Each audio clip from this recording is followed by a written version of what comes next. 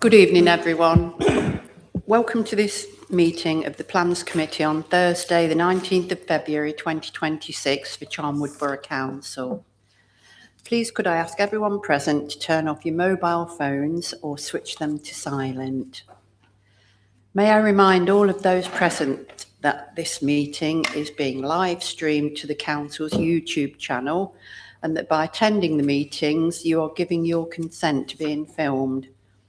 A notice with further information has been provided in the public gallery. Under the openness of local government bodies regulations, people may also film or record this meeting, and this is outside the Council's control. May I remind members of the public to be considerate of the committee and officers throughout the meeting and to remain quiet unless you are registered. Excuse me, Councillor Bocker. Thank you. Remain quiet unless you are a registered speaker as part of the allocated public speaking slots. While the Plans Committees are meeting in public, it is not a public meeting. The only contributions from members of the public are those registered to speak as part of the formal speaking arrangements. Any contributions or disruption from the public gallery outside the formal speaking arrangements, whether, for example, by speaking or applauding in reaction to any contributions from officers, members of the committee or public speakers, is unacceptable and may lead to the adjournment of the meeting and members of the public being asked to leave. For the benefit of those watching the live stream and members of the public here this evening, I'd like to introduce myself.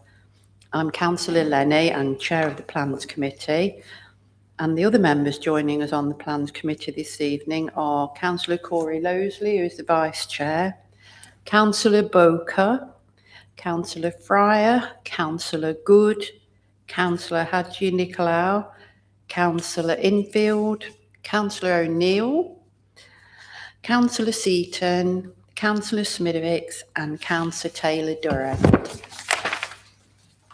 The planning officers present this evening are Ms Wallace on the end there and Mr Akram, who's waiting for his turn, and our lead officer for this evening is Mr Worley. Our Democratic Services Officer is Miss Dobson, she's over there. And I would also like to welcome Mr Howarth, and he's our legal advisor for this evening. For those watching the live stream, the planning officer presentation has been published on the website for those who wish to view it and can be found on the agenda page for Plans Committee for the 19th of February 2026. Could I ask that members of the committee use their microphones every time they speak to ensure that viewers of the live stream and recording can hear the discussion? The applicant for item 5B, which is number P/25/2125/2, 48 Bradgate Road, Newtown, Linford, has withdrawn their application, so we won't be considering the item. We have received a late request to speak from a Mr Rob Iliff, who is an objector, regarding item 5A, which is P/24/0251/2, land off Hobie Road, Thrussington. Are the members of the committee happy for him to speak, and can you show by raising your hands if you are? Thank you. So, Mr Iliff, you will be able to speak. And speakers will be called forward at the appropriate time and will have 3 minutes to speak. When 1 minute of time is remaining, they will be advised by the Democratic Services Officer, Miss Dobson. So the first item is apologies. Miss Dobson, have we received any apologies? I confirm we've received apologies from Councillor Palmer. Thank you. Item 2 on the agenda is minutes of the previous meeting. Is the committee happy to confirm as a correct record the minutes of the meeting held on the 5th of February 2026? Please raise your hands if you were there. That's everyone. The minutes of the previous meetings have been confirmed as a correct record, and I will sign them at the end of this meeting. The next item is questions under committee procedure 12.8. Ms Dobson, have we received any questions? I confirm that no questions have been received. Thank you. And the next one is disclosures of pecuniary and personal interests. For information, disclosable and pecuniary interests and registrable interests relate to entries that are included or should be included on a councillor's register of interests. Non-registrable interests relate to other matters. Ms Dobson, have we received any disclosures of interest? I confirm I've not received any disclosures of interest in advance of the meeting. Thank you. Are there any other disclosures of interest that members wish to make? Well, that's first. Thank you. We'll proceed now to the planning applications, and the first one is item 5A, which is planning number P/240251/2, land off Hobie Road, Russington. I would like to refer to our planning officer, Mr. Worley. Thank you, Chair. Good evening.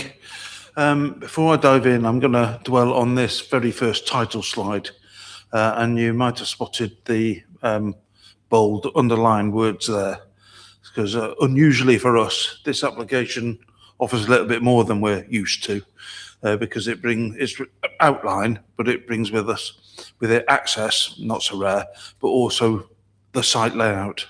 So in a moment, I'll show you that site layout, and if we were to approve this application tonight, that would be fixed through the course of this application, as would the access. And I can't remember the last time we had one like this, so I just thought it was worth flagging up.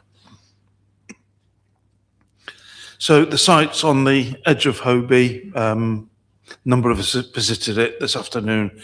It's currently largely occupied by a almost perfectly square agricultural field enclosed by hedges, a few trees in those hedges, but it also wraps around the large farmhouse property where there's a sort of utilitarian agricultural style building that would be demolished to accommodate the development.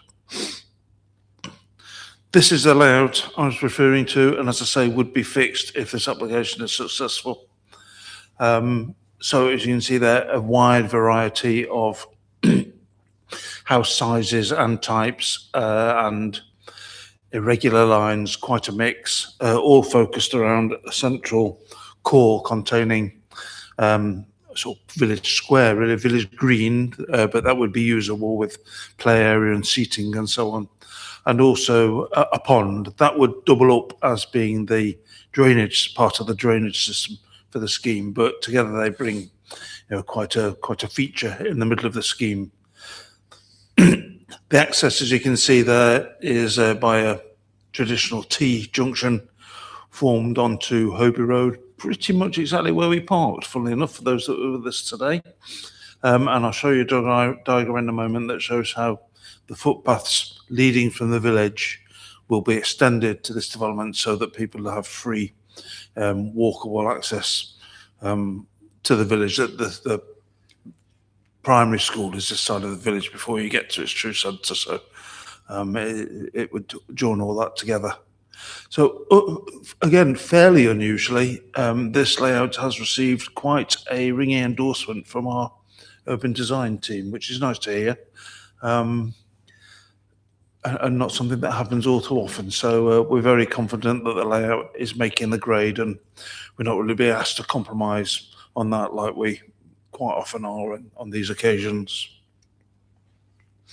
This is the work around the access I was describing. As you can see, the footpath extended right down the street. The screen doesn't even go far enough to see where it would connect. It was at that cul-de-sac that we passed, that was just past the farmhouse. It appears on the village side of that cul-de-sac, so it'd go all the way up to the edge of that. So the considerations for this one, as set out in the report, are Firstly, that this is an allocated housing site with a policy all of its own, HA67, for 26 houses, and what we're presented with tonight is 26 houses. On heritage, we don't think that there's a particular issue because it's quite a distance from both the conservation area and the nearest listed buildings. I think the school I mentioned is the nearest listed building, and the things in between, so you don't sort of take them in the same viewing frame as the specialists in the school at all breath, as I would put it. The design, as I say, so far as we can go anyway, with it being outlined, has met with some positive comments. We don't have the architecture of the houses, their internal layout, materials, things like that. That would be the stuff of reserve matters at a later stage. Residential amenity is okay, certainly within the site, no problems. It's always the case where something's appended to the edge of a village that the residents that have enjoyed open views till now are upset by that. I was on one occasion until when David Wilson came to visit, but we've assessed it against the normal standards, and this arrangement passes. So we have no grounds to resist what they come forward with. Trees, hedges and biodiversity, well, I'll split that into two. Trees and hedges is easy. They are all to be retained. Everything we saw today is to be retained. In fact, a lot of what we saw today is not actually within the application site. It's like just the other side by sometimes a matter of inches. And biodiversity. And there's another point for me to make in a moment about biodiversity. But in terms of the more conventional things that we have to look at, there's a recognition that this would result in biodiversity deficit, and therefore off-site measures are required to compensate for that and to deliver the 10% gain that the legislation requires. So that's all encapsulated in the recommendation in the section 106 part, recommendation A. Transport and highways, the Highways Authority have no problem with this. It's at their insistence the footpath I referred to was incorporated, so they're quite happy with that. Just recommend a few conditions about things being in place before people move in, parking and turning, things like that. Flooding and drainage is fine. It's been quite a long journey on drainage to get the LLFA, the local flood authority, on board, but they were satisfied with the most recent versions. And just before I talk about obligations, if I can just steer you towards a couple of updates in the extras report. So there's two there. There's a fine tuning of recommendation A, including the section 106 obligations. All that is well, I was literally adding pence to pounds for the education contributions, and also that they've asked for the use of it to be a little bit more flexible rather than just one destination. And on the conditions, and that was really a typo because the plan I just showed you had been missed, and we'd cited an earlier version in error. So apologies for that, but that extras is intended to put it right. The other thing I should say is the business about owls, which occupies section 9.5 of your report. That was left open-ended in the report, and I've chased down the ecologist this afternoon and got some answers. So the ecologist is persuaded that this is no longer a roost, if it ever was. It's now what he calls a perch, so visited by the owls, but they don't live there. He also recognises that there is some mitigation to be had. They've created some space around it, and the plan shows some artificial owl roost boxes around the site in two locations. He summarises that there is a residual harm arising from that because the development as a whole will take away part of the natural hunting ground of the owls. However it's built out, really. But he considers that minimal, and he considers it reduced further by the mitigation. And he also considered, and I agree, that that's one material consideration of really quite limited weight against the development plan, which is otherwise is fully supportive of this development, as you know, completely up to date, and therefore in the balance of things isn't sufficient to justify refusing this application against the local plan. In summary, therefore, the recommendation is one of approval, but as amended by the extra reports. So should you get to resolution stage, don't forget those add-ons.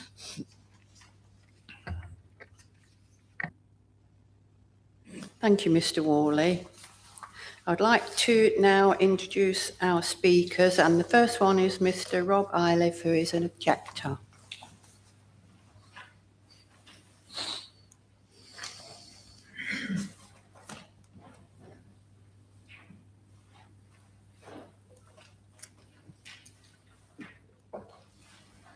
Are you okay with the equipment there? Yeah. Okay. You've got 3 minutes in which to speak. When you've got 1 minute remaining, Miss Dobson will let you know. Thank you. Rob Iliff, representing Thrussington Parish Council. Thrussington was a late addition to the local plan. The plan was short on numbers. Someone was tasked with research to make up that number. The problem with online research is that it's often wrong, out of date, and misleading. The rationale for including Thrussington stated there is a bus service. Not true. The service stopped in 2019. It stated there is a shop. Misleading. There is a deli cafe, not somewhere for a regular shop. It stated the nearest GP surgery is in East Goscote. Not true. It closed in 2019. It stated there is a school. True, but misleading, as there are covenants on the school grounds that restrict expansion and currently capacity is limited. Without question, the research was flawed and Thrussington should never have been included in the plan, but we were. The plan proposed that 90 new homes be built, a staggering increase in households of 39%. In total, for the local plan and the development sites, including this Hobie Road, Charnwood received over 500 neighbour comments, correcting the misinformation and pointing out all the other significant issues that such development would either exacerbate or cause. Including Thrussington in the local plan and discounting the reality on the ground does not change the fact that Thrussington is not a sustainable location for development. To conclude, I would like to read 2 recent quotes relating to the development in the village of Sharnford near Hinckley, details of which make it comparable to Thrussington's situation. The Government Planning Inspector's report stated Sharnford is extremely limited in terms of services and facilities. For day-to-day living and convenience, residents need to travel to other nearby settlements. Referring to both national and local policy, he determined the location of the development was not sustainable. Supporting this decision, Mike Shirley, Blaby District Council's lead member for planning, said, "Planning policy makes it clear any new housing scheme should be sited sustainably with options for residents to work, shop and access amenities, which don't solely rely on the use of a private car. Given your approval of the Aldgate Road development and our fear that you will also approve Hobie Road, we question how such a different outcome for Sharnford is possible given the same circumstances. One has to ask, is this another case of postcode lottery? Whatever the reason, it's the residents of Thrussington that will be dealing with the inevitable consequences of approving developments in a location that is not sustainable. We urge you not to approve this application. Thank you." Thank you, Mr. Iliff. Can I call our next speaker, Mr. Adam Cavell, the applicant?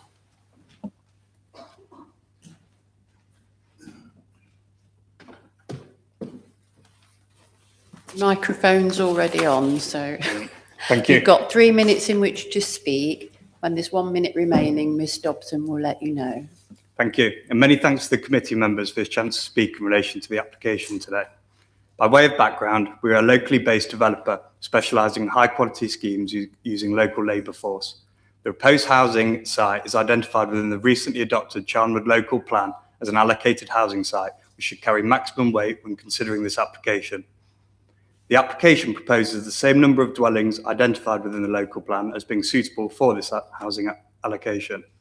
The Council's Natural and Built Environment team have described the proposal as the one that would seem to be of a standard that would merit submission to the Government's Housing Design Awards. I can confirm that any subsequent reserve matters application will reflect those indicative high quality designs, and it has been accepted that the design and access statement is included as one of the approved drawings to ensure this high quality design standard is followed. The proposal fully adheres to the local affordable housing requirements, and we are proposing an on-site affordable housing mix which is supported by the Housing Policy Officer. We have confirmed that a Section 106 will be entered into, securing the requested contributions for the local services and infrastructure, subject to further clarification of the two contribution requests. There are no technical issues that have been raised by the statutory consultees. No highway or traffic concerns have been raised by the County Council Highways. The lead local flood authority have raised no objections in relation to the scheme's sustainable drainage strategy. We anticipate proposing a high quality biodiverse and landscaping scheme on site, encouraging wildlife in ways such as bird and swift boxers. It has been accepted by the authority that biodiversity net gain is not fully achievable on site, and we have agreed to enter an obligation to provide off-site mitigation to deliver the required 10% biodiversity net gain. It has been commented that the application proposal would impact a tree housing a barn out. The identified tree is not located within the application site.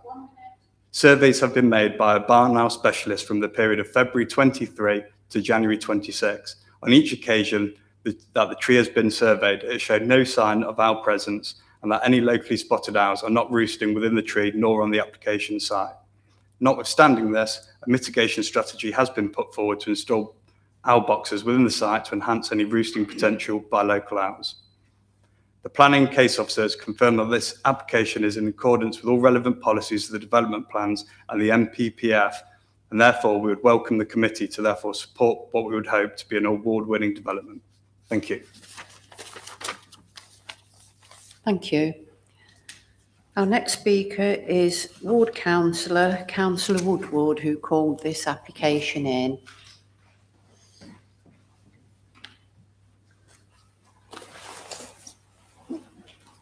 Councillor Woodward, you have 3 minutes in which to speak, and then when 1 minute is remaining, Ms Dobson will let you know. Thank you, Chair. I am speaking today on behalf of over 80 residents who have submitted comments objecting to this application.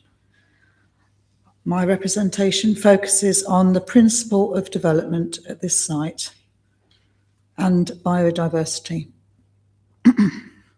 This is predominantly greenfield land. The officer report acknowledges that part of the site remains undeveloped and in its greenfield condition. It also recognises that the land has meaningful biodiversity value, including ridge and furrow, and has been habitat for bats and barn owls. The report itself acknowledges that development here would dramatically reduce green spaces and significantly impact ecology. The fact that an endangered species has used this area should be reason for caution, not an opportunity for expansion, especially for a scheme of only 26 homes. The report notes that the existing boundary hedge and limited views out to the countryside. However, screening is not a justification for development. A hedge does not remove the fact that this is an unjustified loss of rural greenfield land that contributes to the character and setting of the village.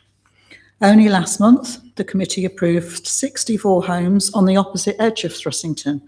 While I understand we are to be required to consider each application on its own merits, the reality is that this cumulative impact is significant.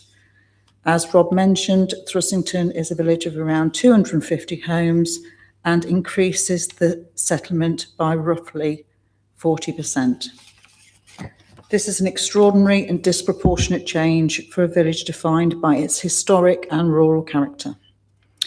The village's conservation area and historic buildings already create constraints around parking. Main Street is double parked along much of its length, making it dangerous at most times of day. For this reason, it is difficult to see how development can be seen as sustainable.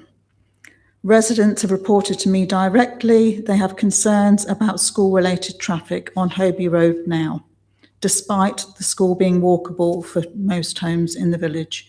This adds further pressure in an area that's already experiencing congestion and safety issues. For all these reasons, the loss of greenfield land, harm to biodiversity, the cumulative and disproportionate expansion of the village, and the lack of genuine sustainability, I urge the committee to refuse this application. Thank you. Thank you, Councillor Woodward. I'd like the committee to now consider the application as presented by the planning officer. And if you have any questions or comments to make, please raise your hand. Oh, sorry. I've just got the 3.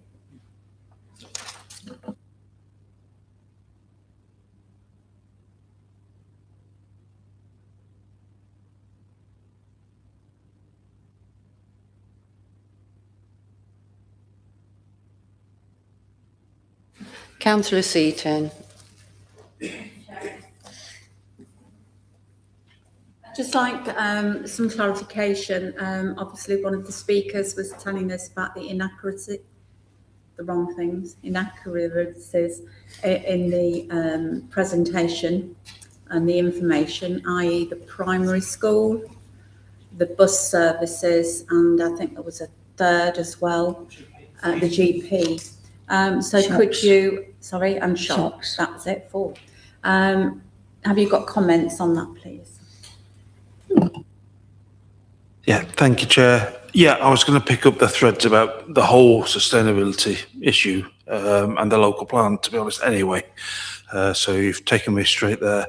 But I'll do the school first because there's something particular about that. This comes up quite a lot, actually. When the Education Authority asks for funding to expand the school, it doesn't always mean extension.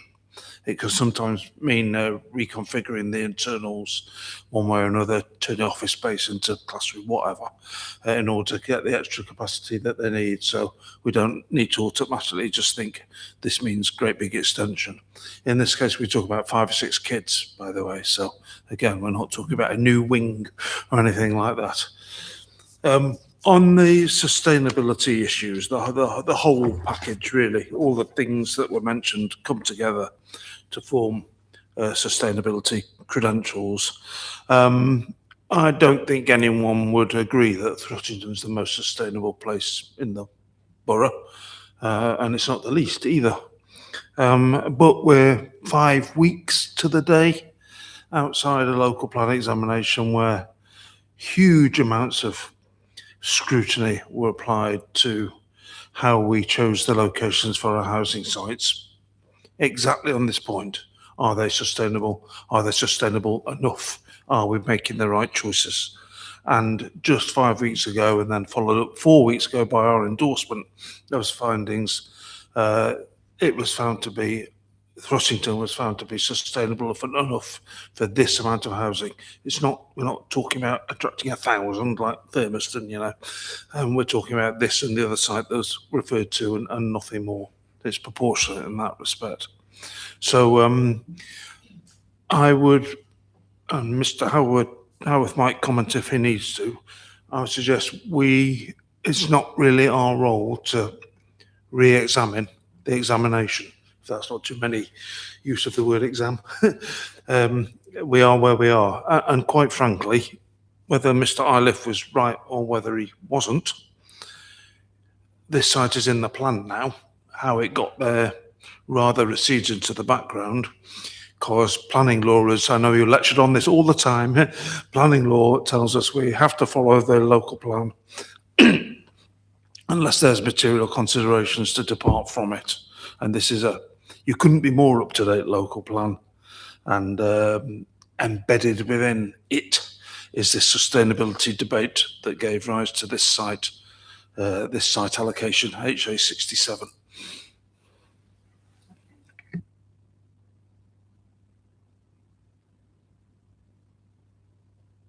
I would also like to comment on the four, I haven't got the plan in front of me now, it's just gone somewhere.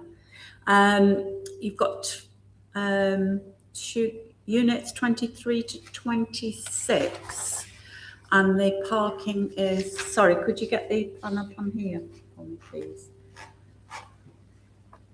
That's it. So you've got the 2 blocks of units. Could you move your cursor around and I'll tell you where that, These two. those 2. Well, actually the 4. And, but it's mainly the 2 down here. The parking is quite divorced from the actual units.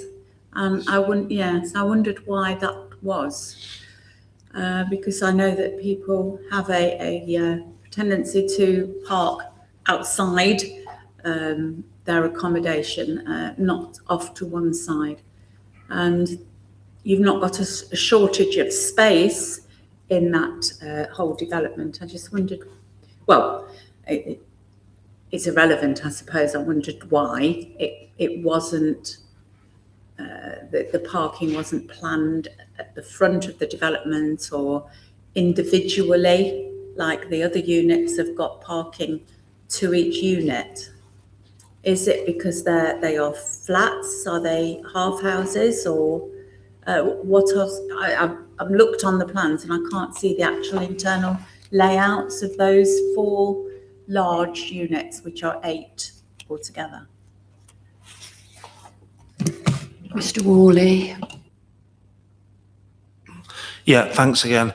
Yeah, we don't have internal layouts and things except to illustrative standard because of the outline nature of this application, but they are in the file somewhere. These blocks you referred to are apartments, 1 and 2 bedroom apartments mixed into these blocks. So the parking for this group is directly opposite and to their side, and the parking for this pair, well, I say pair, there'd be more than 2 in there because of the floor, the layers of the floors are these here. So I wouldn't agree they're too distant. They're also, some of these would be within the affordable housing mix because the affordable housing expectations is a number of 1 and 2 bedroom dwellings, which is what these are.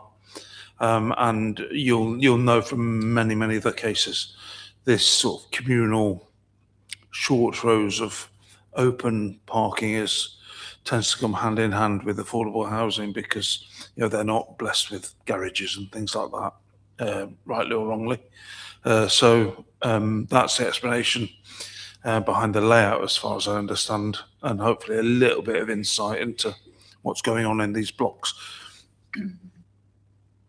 All right, Chair, if it's okay if I just carry on for that. So those 2 blocked areas, obviously it's got shared amenity space outside. So who would be responsible for the management of the areas? And I noticed on the grid you've got the housing strategy and support, CBC. The provision of 7 units to be accommodated within. That comment that I've just read out, are they referring to those blocks, please? If you could, I cannot find it on the presentation, a description of, are they houses being given to the CBC, are they part of our list, housing list, or are they a housing association? Thanks. Yeah, there would be housing association transferred to a registered provider in the normal way, although a development, again, that you're familiar with over recent months is that we do put caveats in that to do it a different way because we are learning that housing associations are not taking on schemes, especially smaller schemes. So they make them our way in the end.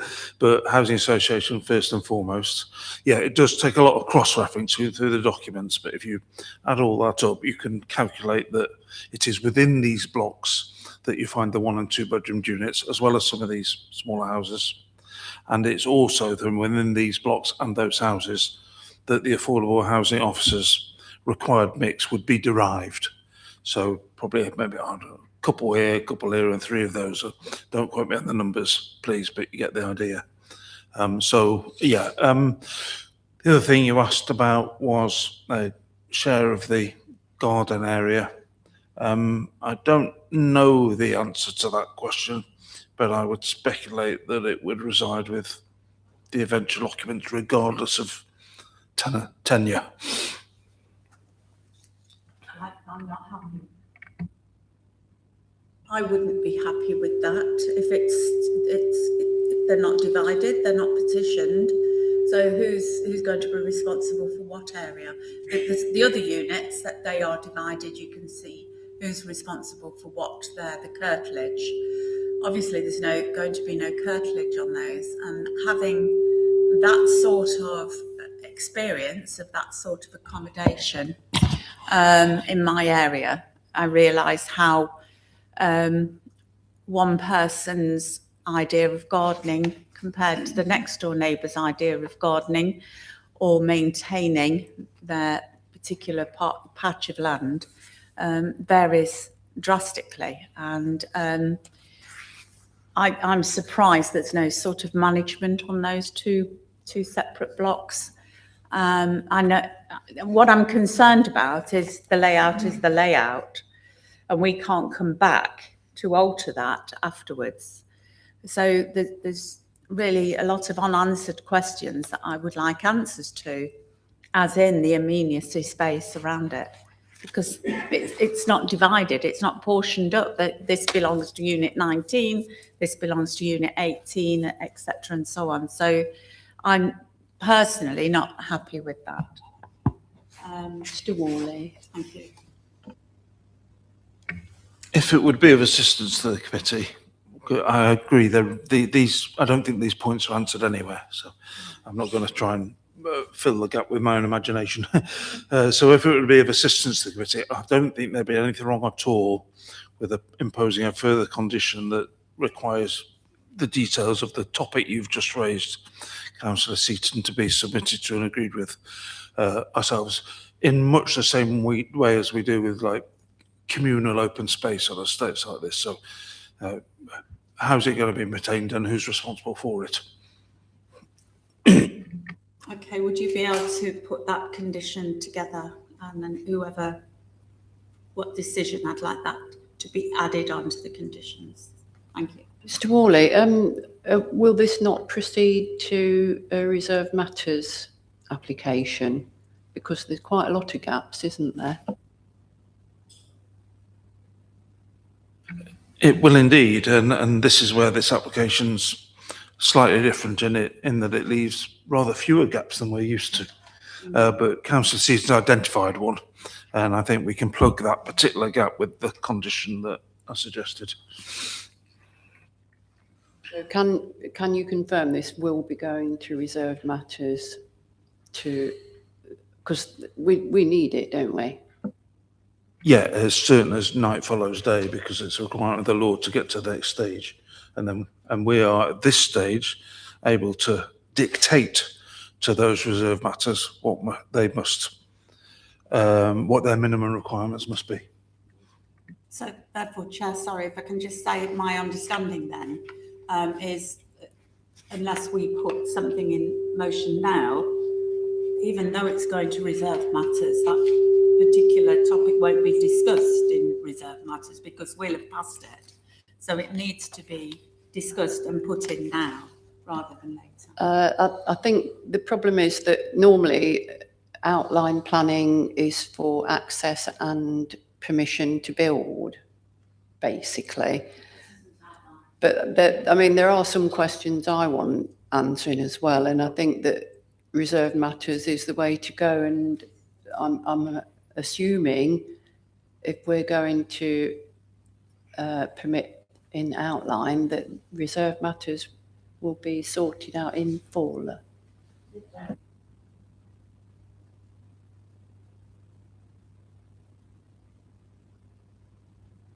Reserve matters will happen. But maintenance, responsibility for maintenance is not a reserve matter. In this case, it'll be design and landscaping and nothing else. So now is the opportune moment to draw your red lines, set your parameters, if that's a better way of putting it. And you'll see in the recommendation, there already is a condition of the nature that I've suggested relating to public open space. It's just emulating that approach for these uncertain areas is what I'm suggesting. Councillor Corey Losley. Thank you, Chair. Yeah, I just, on a related but slightly separate question regarding this management plan. If we add a condition, can we add conditions to enforce management plans? Are they enforceable? Because I know we've had some controversy in the past where we've done that and said there needs to be a management plan on this application, and then it's come back as something that's not enforceable. So is this different to that? Would be my first question. Yeah.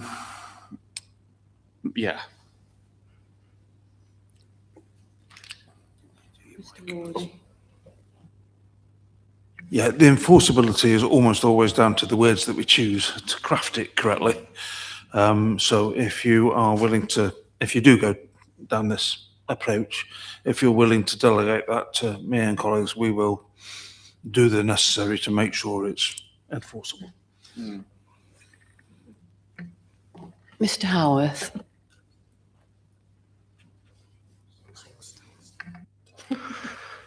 Sorry, Chair, just for you, Chair. Just to add to what Mr. Worley has said, in terms of enforceability, it is one of the tests for imposing conditions. So you shouldn't impose a condition unless it's enforceable.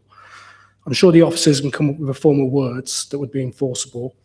And then obviously what Councillor, the Vice Chair was referring to, he might be referring to the fact that perhaps there was a condition previously that hasn't been enforced. Obviously, we can't comment on that because we don't know what the circumstances were, which led to it not being enforceable. In terms of enforceability, if a condition is not complied with, there is a remedy of a breach condition notice which can be served. It's a criminal offence not to comply with breach condition notice, so that's how it would be enforced. Okay, thank you both. That's understood. If a little odd to know why we can do it for this application, but not for others. But there we go. Generally, these sort of blocks of flats like this are kind of their leasehold, aren't they? And then there's a management company, everybody pays a service fee. So generally, I would just kind of just assume that's how it would work. That's what we're looking at here, isn't it? It's not precisely in this case because these blocks would be a mixture of affordable housing off to a housing association and those bought by people. So the individual units, I mean, they're configured vertically rather than horizontally. That's the only real difference. Would actually have sort of mixed tenure within them.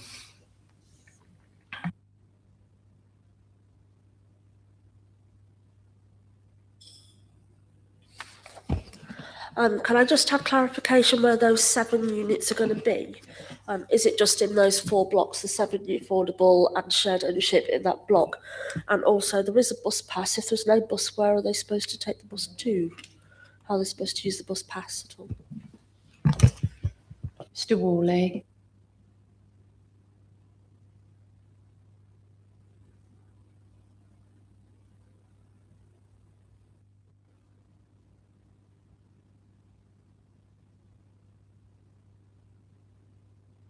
I think the quickest way to answer this is to refer you to recommendation A in either the main report or the extras, because it doesn't change, which talks about 7 dwellings from within units 10 to 13, 2 3-beds. That's also from within 10 to 13, and townhouses from within 17 to 19, which is part of that row that's on the left more or less side of the plot.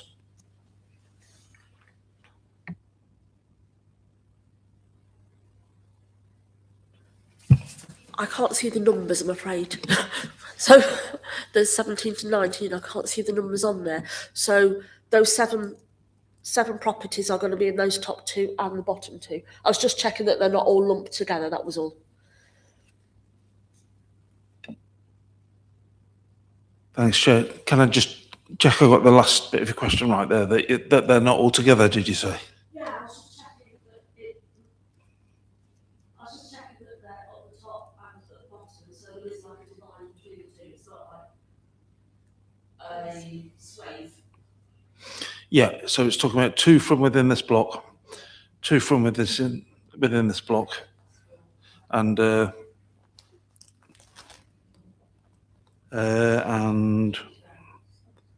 the remainder from within this row. Councillor Smidovics. Thank you, Chair. Bottom page 11, it talks about the 3-storey built form with a question: can the site accommodate 3-storey built form, bearing in mind the identified neighbourhood plan and the viewpoint number 10? Well, I don't know what the viewpoint number 10 is. Can you elaborate on that? Yeah, okay. On the question of 3-storey first, we don't have elevations or design before us tonight because of the outline nature of the application, so we would be able to address that point when reserved matters came forward if we found them to be too tall. It is a sort of fundamental aspect of design that would be right and properly considered at that stage. Viewpoint 10 is a view into the village. It doesn't even appear on this layout because this layout doesn't extend wide enough. It is a view into and out of the village from one of the other arterial, if that's not overstating it, roads that lead in and out of Thrussington, but not this one. My own view is that there's been some misunderstanding somewhere along the road, and number 10 isn't applicable to this site, is affected by this site. So where would these 3-storey blocks be? Do we know? Are they going to be stuck in the front, or are they right at the back?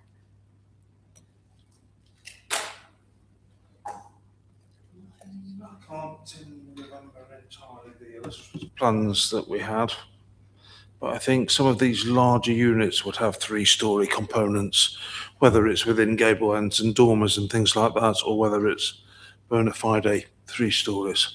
That would all come forward at reserve matters, and if it's not good enough for us, we have the opportunity to decline. Just one more point. I was a bit concerned to pick up the points about the no pavement connecting this proposed development to the rest of the village. So with that, and also please, can we make sure that there are no faux pediments and Roman arches? Yeah.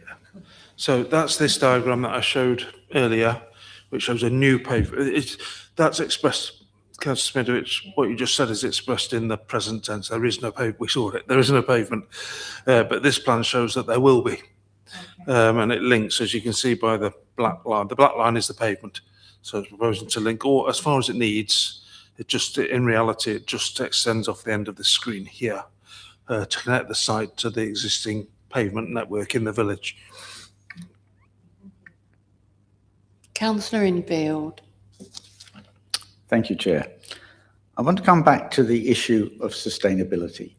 When I read the planning officer's report, I was surprised that sustainability didn't figure at all, whereas the NFPPF requires us to consider it. I did notice one phrase, slightly amusing to me. It says, the site does not benefit from high levels of public transport. I think we'd all agree that's an understatement. There is no bus stop in this village. If you walk a mile or a mile and a bit to a neighbouring village, you can get a bus every 2 hours, apparently. I do not regard that as sustainable.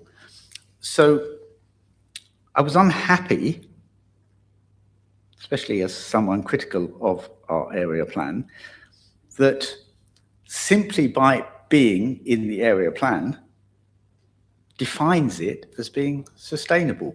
So we heard some real reasons why the villagers had objected to its inclusion in the area plan. So these were clear mistakes. A statement that there was a bus service when there wasn't, that there was a shop when really there wasn't a shop, and so on. So I would say that is a material consideration. If it's just clearly not sustainable, then it's not sustainable. And I'm not, for one, prepared to say that because it's in our plan, we have to, all of us around this table, agree it's sustainable. This is clearly nonsense. It's sort of getting into Kafkaesque land. So unless there is a clear mandate legally, and I'd like to hear from our legal expert, that we have to play this nonsense, then I personally refuse to, and I therefore oppose this development. I appreciate a lot of effort has gone into an elegantly designed site, but if it's not sustainable, that's neither here nor there for me. So I will be objecting to this either way, but I look forward to the legal opinion. Thank you, Chair. Through you, Chair. The fact that the site is an allocated site in the local plan is effectively a material consideration which carries significant weight. Now, through the local plan examination process, the sustainability of the site and the suitability as a site for housing would have been considered by the inspector. He's examined the local plan, he's found it to be sound, he's found that this site should be included as an allocated site. So the effect of that is the principle of development has essentially been established by the allocation of this site in the local plan. To now go against that and say the site is not sustainable is potentially unreasonable behaviour. You are reopening the examination of the local plan, and you're reopening the issue of whether or not there should be an allocated site when that has already been determined by the inspector. So I'm quite prepared to accept that mistakes can be made in the development of plans, and I don't expect the inspector to have had the time and resources to look at every single detailed aspect. What I'm saying is that before us now, we have a site with no sustainable transport available to it, and therefore, in my view, transparently, it is not sustainable. So I don't know where that leaves me, to be disciplined perhaps, but that's where I am. Through you again, Chair. So in response, I mean, I appreciate the position that the member feels that he's in relation to the sustainability of the site. The difficulty is that whenever an inspector will look at a local plan, examine a local plan, and take a view on whether or not a site should be an allocated site, they will consider whether the site is sustainable and suitable to accommodate housing. The inspector has done that through the examination process. He would have heard, representations from various parties, the council, the parish council, from residents, from potential developers, and he would have taken all those matters into an account. So to say now, to come to the conclusion now as a committee that sites should not be an allocated site, it's not sustainable, you are essentially going against the findings of the inspector through the examination process, which, if this was to go to appeal, is likely to result in the council being considered to be acting unreasonably.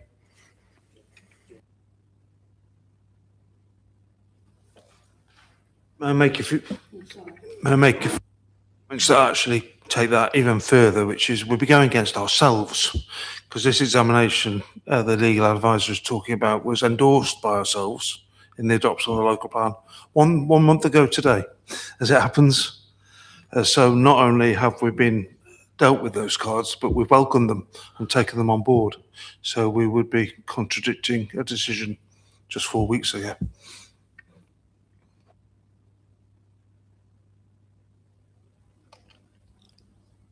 Councillor O'Neill. Thank you. I was just going to make the risk of appearing to be somebody who doesn't quite know what's going on. This is an outline application. And outline applications usually are to do with the principle of planning and access, and yet we have spent an awful long time talking about the layout. And therefore, would it not be more efficient use of our time to forget about the proposed layout and talk about other issues? Thank you. I think you'll find that the title of the application is for outline, access and layout. Do you want to expand on that at all, Mr. Worley?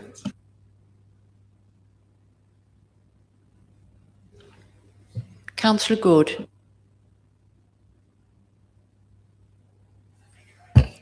I'm not objecting to the site and I quite like the design.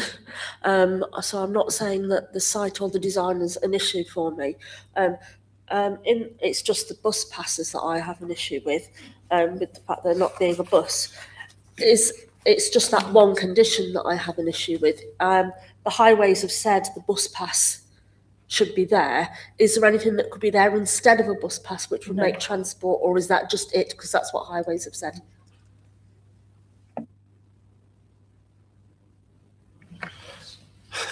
Not the first time this has come up. So the logic behind the bus pass contributions is to try to incentivise future residents to change their behaviour. It doesn't necessarily mean catching a bus from Thrussington. It may be that you drive to Loughborough, but at least then you get the bus instead of driving further, or choose your locations of choice. And it comes along with their other ask is for a travel pack that gives new residents information about what's available and how accessible it is and how to catch it, things like that. Councillor Boker and then Councillor Fryer. Thank you, Chair. That's just been answered because I was going to approach it from another way, that if there is no bus service and no local GP, how far away are they?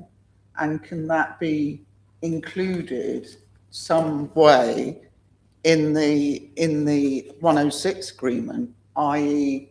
if the GP is 5 miles away, if they don't have a car, how are they going to get there?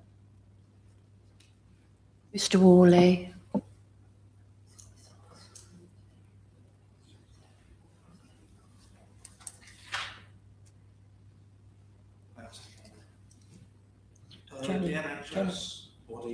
This is on this matter has identified the surgeries. Well, you'll probably all know better now, the Jubilee practice and the county practice, which I think are both in Syston, which is 3 or 4 miles from this application site. I've never known 106 extend so far to say how will we support people getting to those places. I think, and I don't know that we could legitimately do so because we don't know whether folk will even need that assistance, let alone how much it would cost and if it would be effective. Can I just come back on that, please? So obviously the GP surgery is 4 miles away, and lots of single mothers with 2 kids, 3 kids live in affordable housing.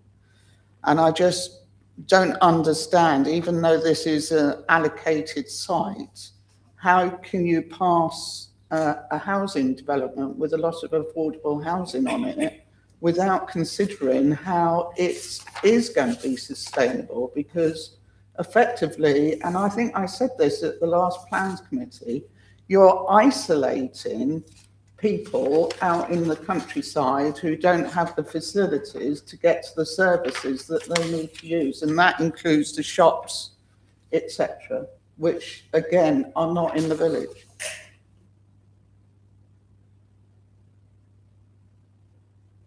Mr. Worley. Thanks, Chair. Apologies, I took that to be a statement rather than a question. So there's nothing that I can The question, how did it come to be, basically, knowing that knowing that Dr. Sidra is that distance away in terms?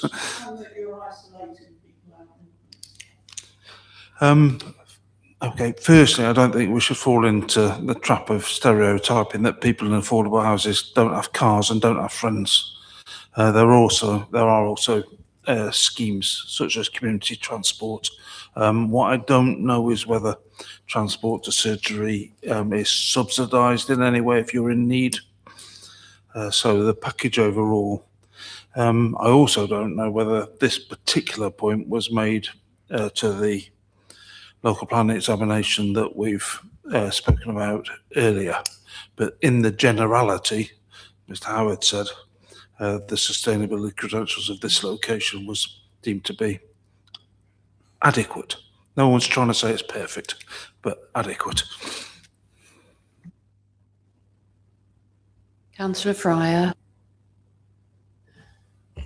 Thank you very much, Madam Chair, and thank you very much to everybody's contribution. I've listened with interest. I was on the site visit this afternoon, and I know where Thressington is.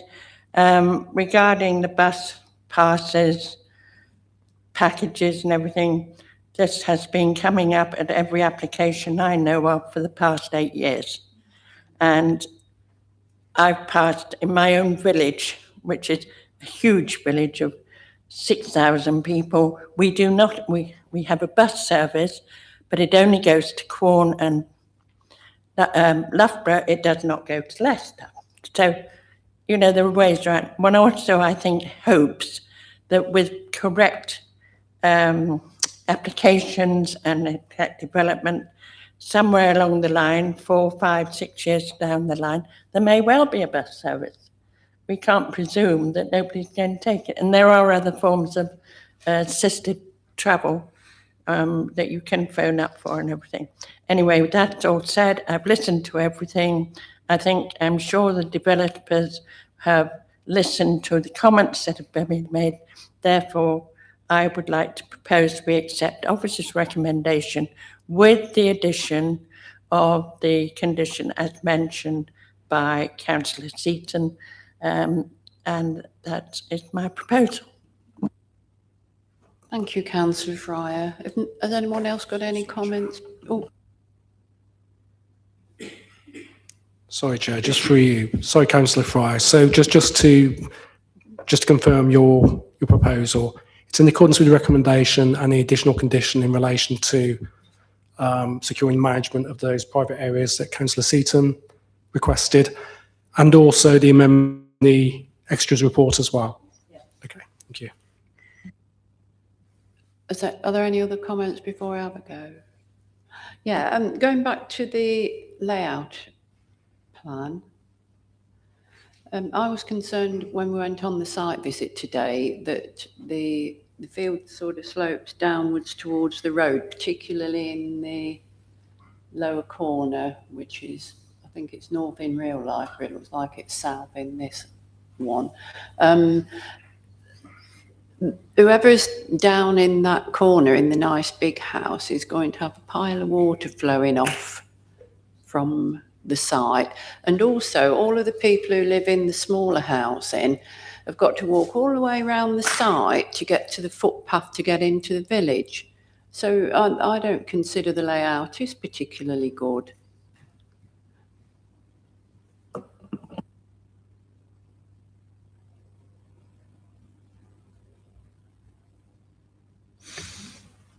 Chair, if I can just, there is this alternative access as well, which acts as a shortcut. It takes the edge off it, if not a direct line.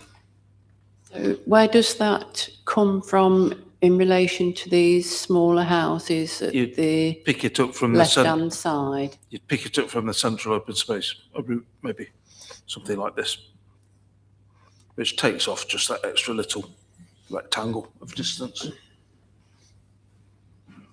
Yeah, so I don't think that the layout is sufficient. I mean, the way the houses are laid out is a bit because they're all crammed into one corner up this end and all the rest in RC spread out. So I know that the design people thought it was good, but that's only because it looks like a village green in the middle. The rest of it is, I think, highly unsuitable for a mix of housing and space for the people who live in the less large houses.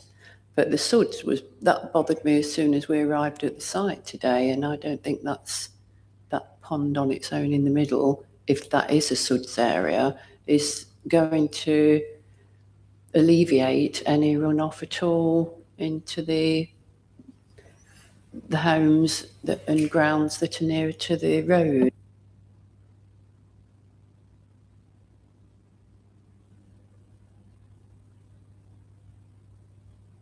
Councillor Seaton. Thank you. I think I'm not happy with it. I'm not comfortable with it because I've got to agree this layout, and that makes me uneasy. Because I usually, well, why do you think that this is different? Why are we having to cater for this and layout? Why is it different on this one? Why would the developers present it that way? Thanks again, Chair. I struggle with the why, but I can deal with the what, and it's quite simply that this is the way it's presented to us. Outline applications can come in various degrees of detail. They can come pretty much naked, and they can come pretty much full, actually, with not very much missing at all. And here we are, somewhere in between. Unusual for us. In my time here, we've not had one like this, not the one I can remember anyway. But that's the that's the exam question for us today, whether it's a familiar one or not. Thank you. If I could come back, Chair, I would have seconded or proposed it had it been without this layout and not seeing the design of the houses and the nitty gritty as well. I know that will come afterwards, but we are still going to be presented with House B on there is going to be where House B, it's not going to move at all. I'm just not comfortable with it, and I don't know why it's been presented like that. I don't know whether we can take the and layout out, but as you said, no, that's the way it's been presented to us, and that's the developers have asked for that, I presume, to be put in because it's not usual. So I'm very suspicious then that why. Why are we suddenly being presented with something in a different way? Now, you know me, I know the planning, the NPPF, and I know that it's in the plan, and I know what we can do and what we can't do, but I'm still very suspicious of this one, and I don't know why. I don't feel comfortable. Councillor O'Neill. Thank you, Chair. I too am a bit hesitant to approve this based on this layout. I take the point made previously that all the social housing seems to be in that left-hand corner, and I just wonder why. And the other point is about flooding. One of the contributions from one of the local residents makes the point that when it rains, the water does tend to drain across the field and end up going along the side of Hobie Road and flooding in Hobie. So the Suds pond won't solve completely the water drainage issue. Thank you.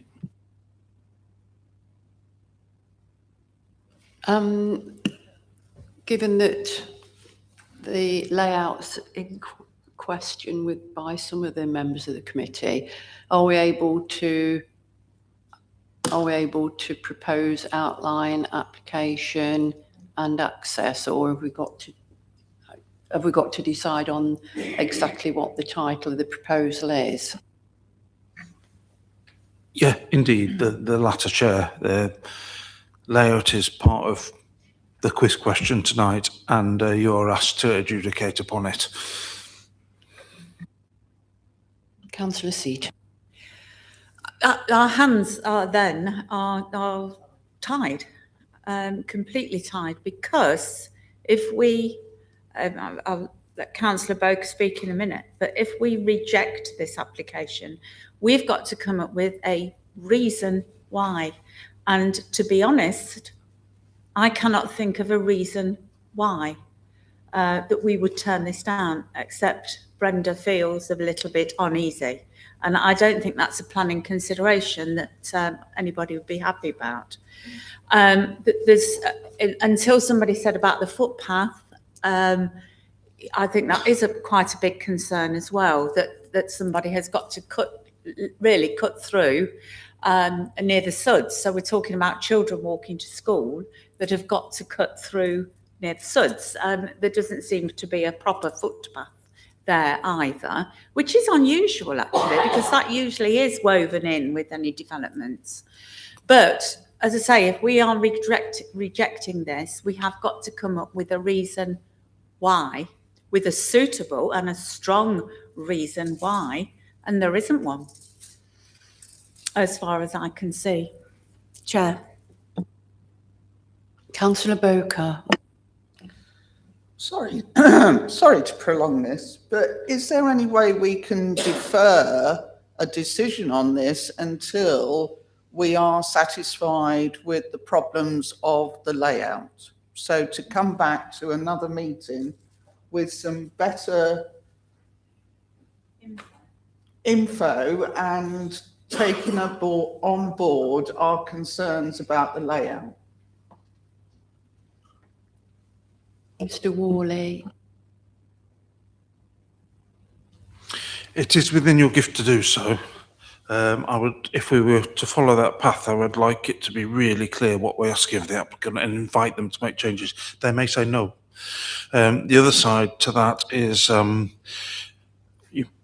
would have spotted at the beginning, this is a 2024 application, so it's well past its non-determination appeal date, so they would be quite entitled to go down that alternative road as said. So there's a risk there with that approach, as well as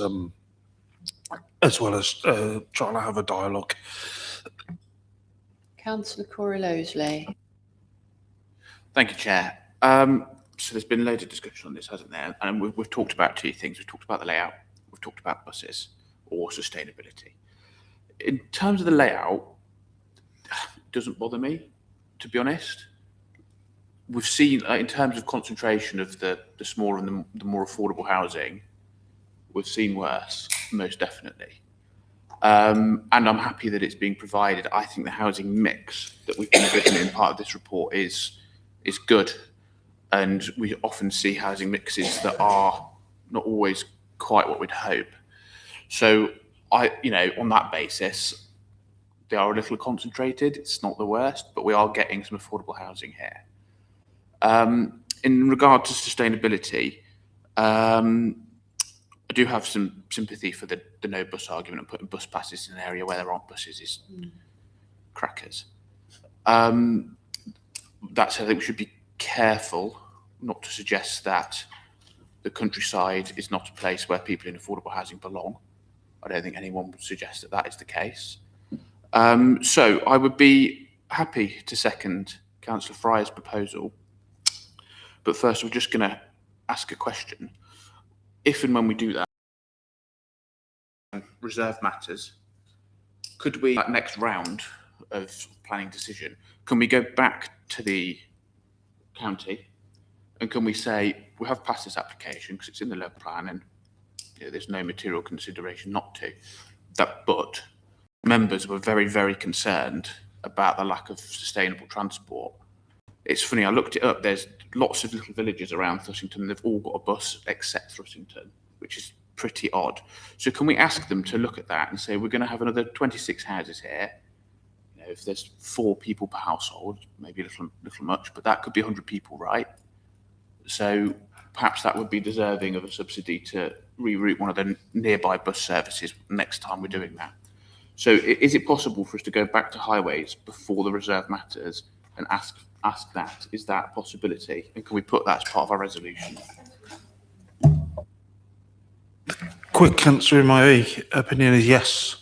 So what that would look like in terms of making the resolution and voting upon it would be A and B with the amendments that we've spoken about, that bolted on, and a separate resolution, so C, instructing officers to go away and make the request of the county council that you've described, Vice Chair.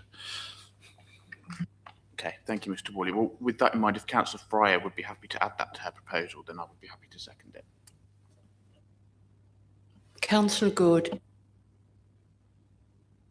Can we just make a comment to the developer as well, just to mention about the footpath access to that top corner? Just a comment, that's all. You want to make a comment to the developer? Just a note. Just an informative note about, we were querying about, it would be quite nice if there was some access to that top corner where the smaller houses are, so people hadn't got to walk all the way across the estate. Just a note, really, of a concern. Yeah, up to that corner. Thanks again, Chair. From my memory of the site, that top corner doesn't connect to anywhere public. The things to the south west are all people's rear gardens, and the land to the north is farmland, private farmland. There's no paths to key into or anything like that.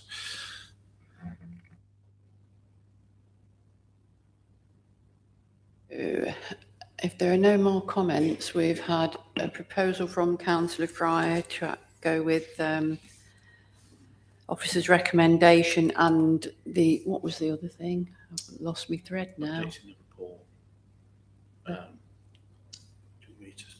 Yeah, Mr. Worley. Yeah, so as I think I've captured that, and please do let me know I've got it wrong.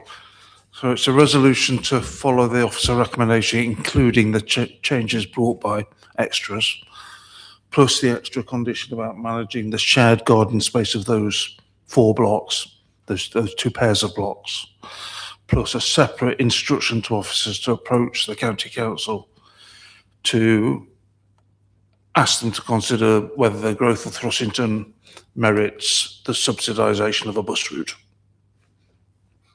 Thereabouts. That sounds nice, yes.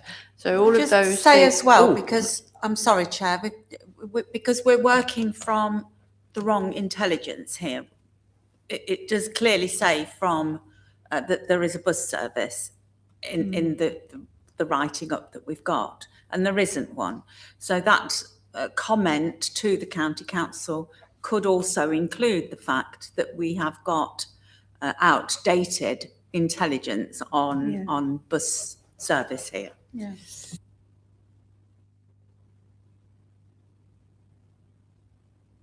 So for this unusual application, Councillor Bowker. Sorry, Chair. I know you want to get through it.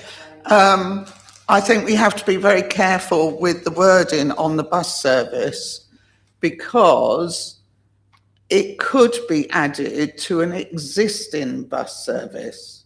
So a bus is coming along, but it misses out Thrussington and carries on to Syston. So what we're saying is, on that existing bus service, it needs to have a bus stop in Thrussington, not a completely new bus service.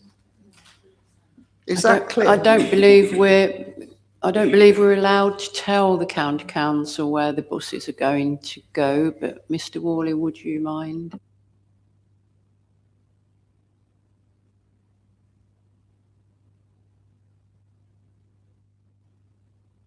I think I may be right in saying, in Mr. Morley or the legal people, we can ask county council, but they only are responsible for subsidised bus services, not for people Excuse who me, may choose excuse to do me, it. Councillor Fry. I think we're going a little bit off on a tangent here.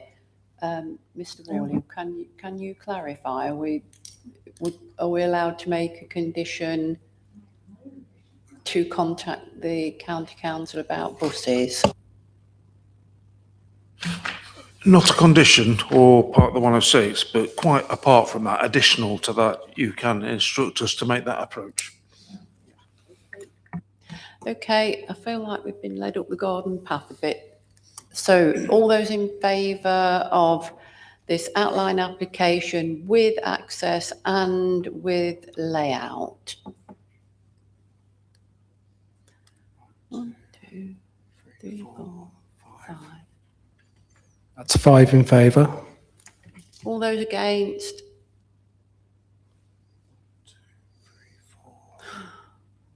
That's 5 against. So that motion, are you exercising your casting vote? Yeah, I'll have to have my casting vote. I vote against. Pardon? Sorry, abstentions as well, please. 1 abstention. So that's 5-5 right, with 1 5. abstention, Chair. So that means that you have to say whether or not you're going to exercise your casting. Yeah, vote.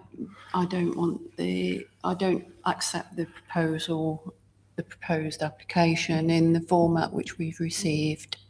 Okay, well, that motion's defeated, so the committee now needs to table an alternative motion.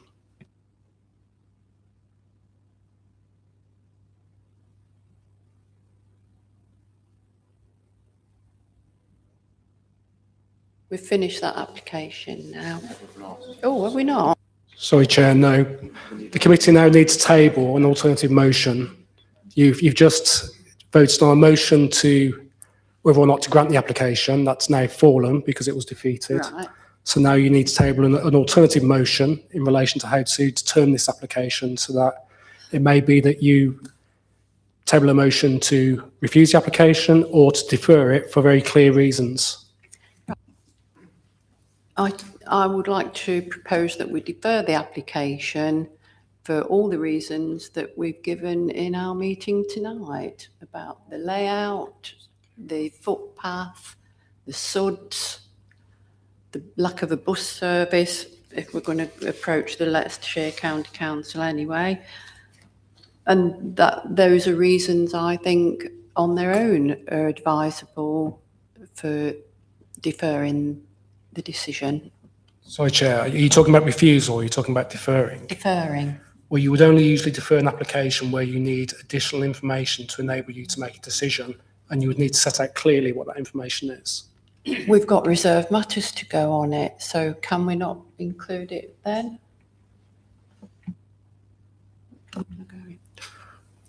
The application before you is an outline application and with layout. So those are the matters for you to determine tonight. It will come back for the reserved matters, the matters that didn't form part of the outline application.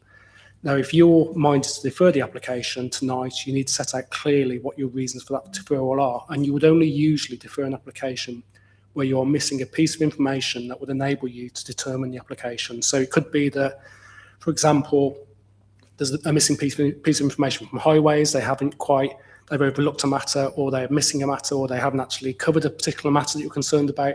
Obviously, that's an example. In relation to this application, there needs to be a clear reason for that deferral. You need to be saying, while you're deferring the application, what information you need. So, Councillor O'Neill.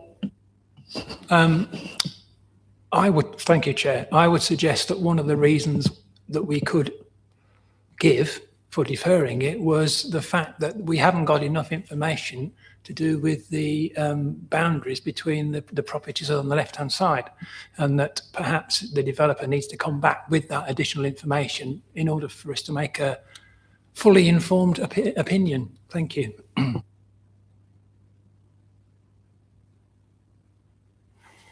Oh, Councillor Bowker.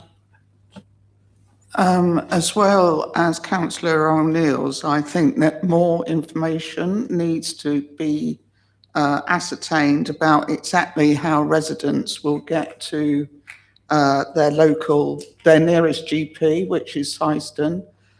more information on what buses they could use with their super duper bus pass. So that's 2 more.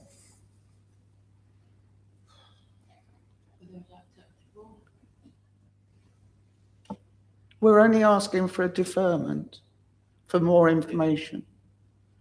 Can we add to that the footpath routes to be taken to the village? Footpath route.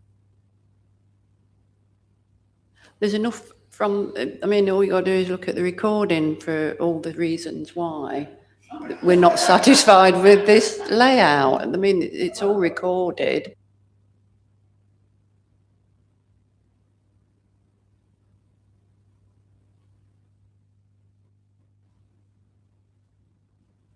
I think in terms of the reason for the deferral, I mean, obviously I'll give way to Mr. Worley in a moment, whether he feels those are sufficient reasons. But I'm satisfied if those are your reasons for the deferral, then that's perfectly fine. Obviously, Mr. Worley will need to say whether or not he's happy that those are, you know, proper reasons for asking for the deferral, really, whether there is information that needs to be ascertained as such. My observations on 3 of them at least are with regard to how will residents get to their surgery. I don't think the applicant or anyone else in the world can answer that because they have no idea who's going to live here and what their circumstances and affluence might be. So it's an answer, a question that's impossible to answer. With regard to the bus services, that can be looked up anywhere. We don't need to ask the applicant or the county council for that. It's quite easy to check bus services and their frequency and their location through open source documents. And with the boundary along that row of houses, correct, we don't have the detail of that, but within the recommendation tonight is a condition requiring that we learn of that before development proceeds.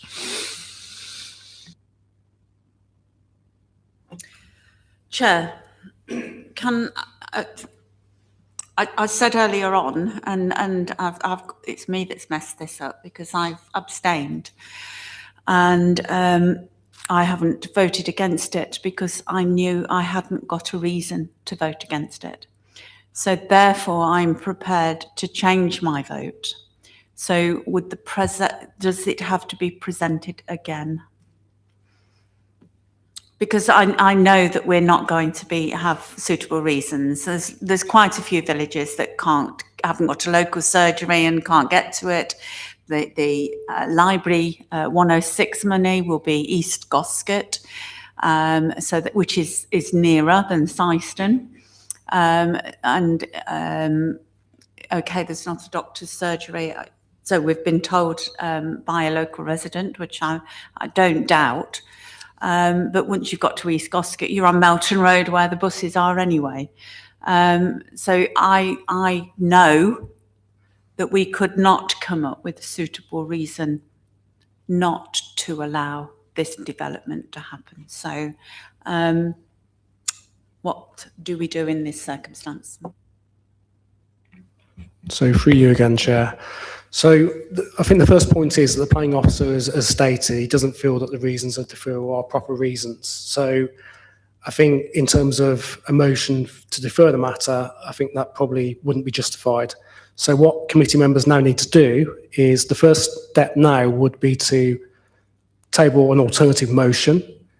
If you're unable to table an alternative motion, then we will go back to the motion, the original motion, which would be to grant permission. So if someone can just table an alternative motion, if that's not tabled, then we go back to the original motion.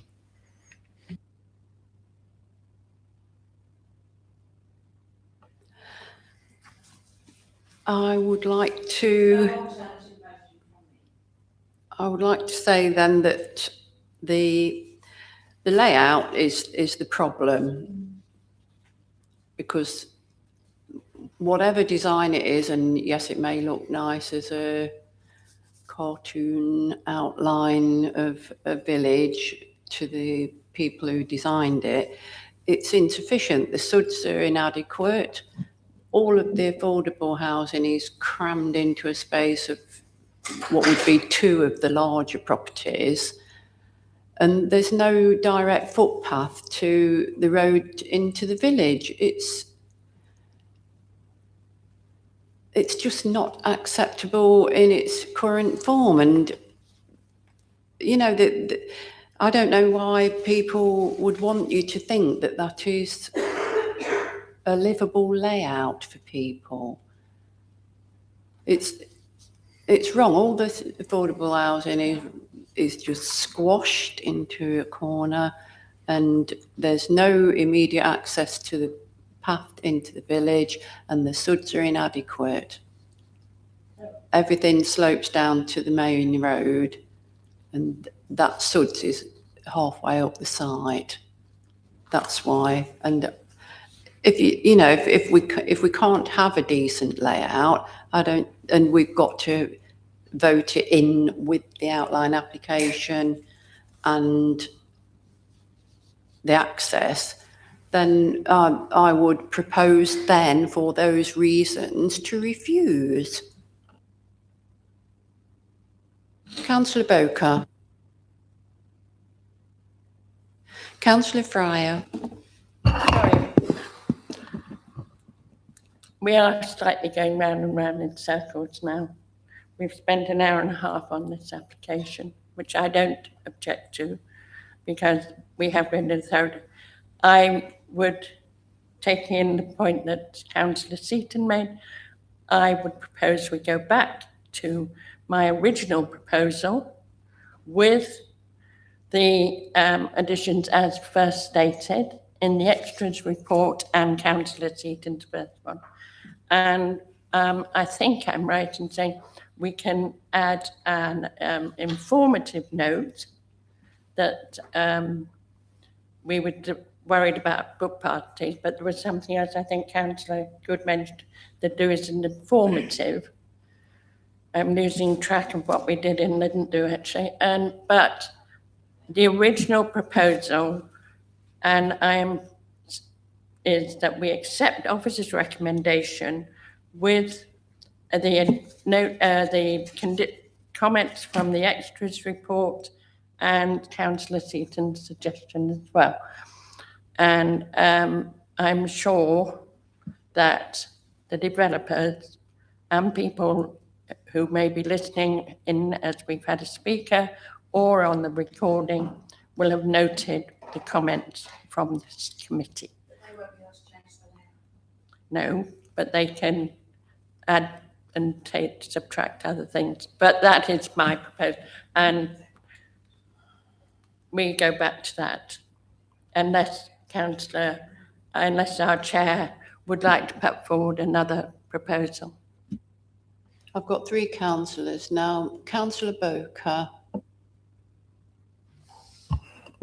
I think my main concern, and Brenda has just expressed it, is that once this layout goes through this evening, it's gone through and there's no changes.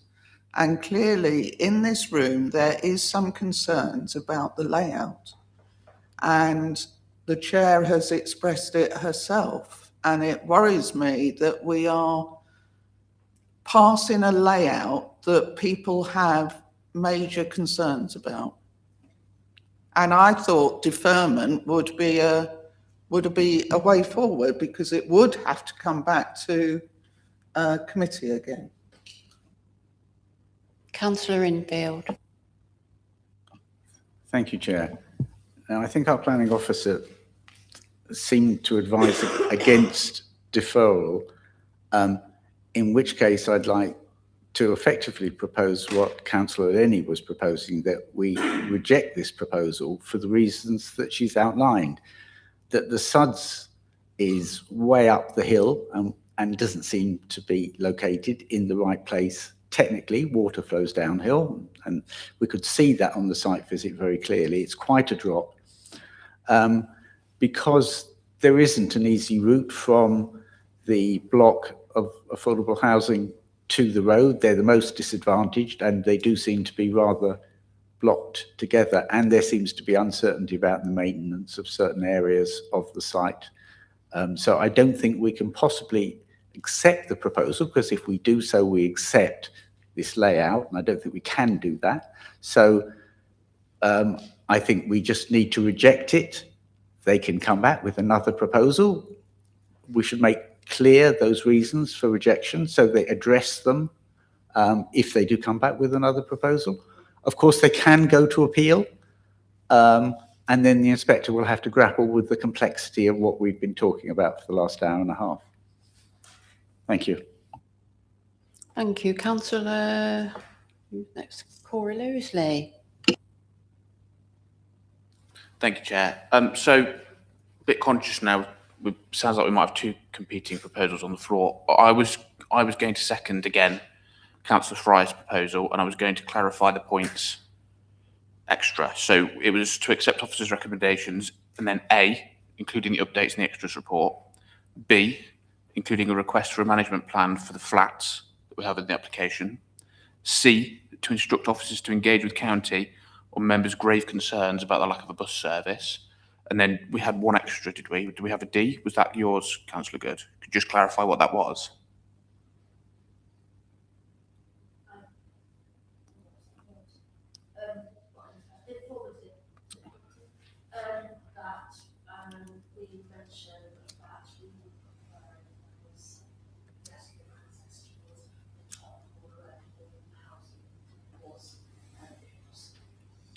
Okay, and D, an informative on increased pedestrian access, specifically in the top left corner. So I would be happy to second Councillor Fry's proposal, but obviously if we have two on the floor, I don't know where that leaves us. So perhaps, Mr. Howes, you could advise us. Sorry, through you, Chair. So if I can just deal with the comment that's just been made by Councillor Good. There's little point in putting an informative on permission when you fix the layout of the site, because there's nothing the applicant can do other than come back and with a section 73 to change the layout. So I would advise against that. I mean, it might be that the agents here, they've heard your comments, they may decide to revise the scheme, I don't know, but I'd advise against putting an inform on the permission. I did hear from Mr. Worley that there isn't actually any access from that side. You mentioned to that top corner anyway. For you again, Chair. So in terms of the committee process, there were two motions. We had the original motion, which failed. And I think Councillor Lenny then tabled a new motion. In terms of process, we have to go through that process of seeing if there's a seconder for Councillor Lenny's motion first. Obviously, if that is seconded, then we have to vote on that. If that then fails, then we can go back to the original motion or an alternative motion, which then needs to find a seconder. So that's the way we would approach it. So I've put a motion forward that we should be refusing because we can't defer and ask for changes. Is there a second?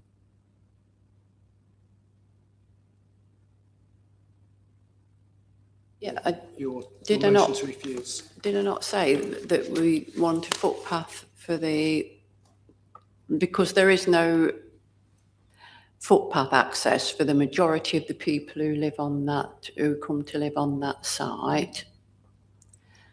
The Suds is too far into the middle of the site, which is sloping down to that is unacceptable as well.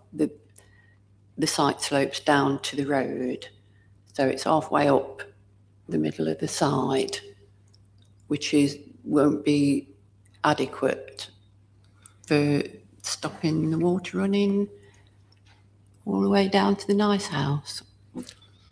I think I'd advise, Chair, that before we go to the vote and before we ask for a seconder, that those reasons are put to the planning officers to make sure that actually they feel those reasons are proper planning reasons and they could actually Yeah, and the final be one was supported. because the housing for affordable and smaller housing is all cramped together in one corner, which I think isn't a regular thing that we should be looking for or are looking for.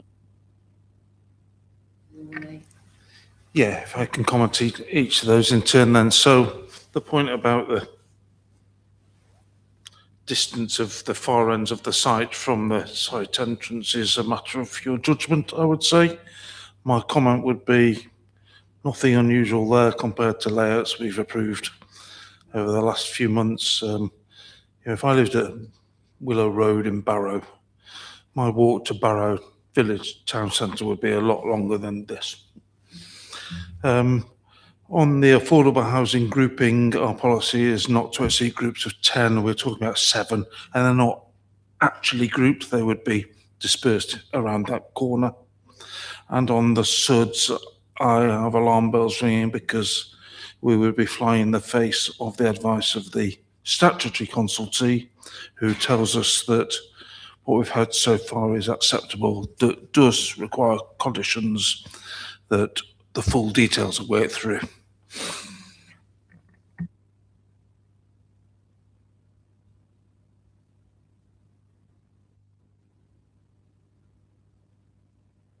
How does it go now then? Because I thought they were perfectly acceptable reasons for not accepting the layout. If it come as an outline and access like they normally do, and then we could address the layout, but I feel as though we've been shoved into making a decision about something which quite a lot of the members of the committee are not satisfied with for the similar reasons as I've got.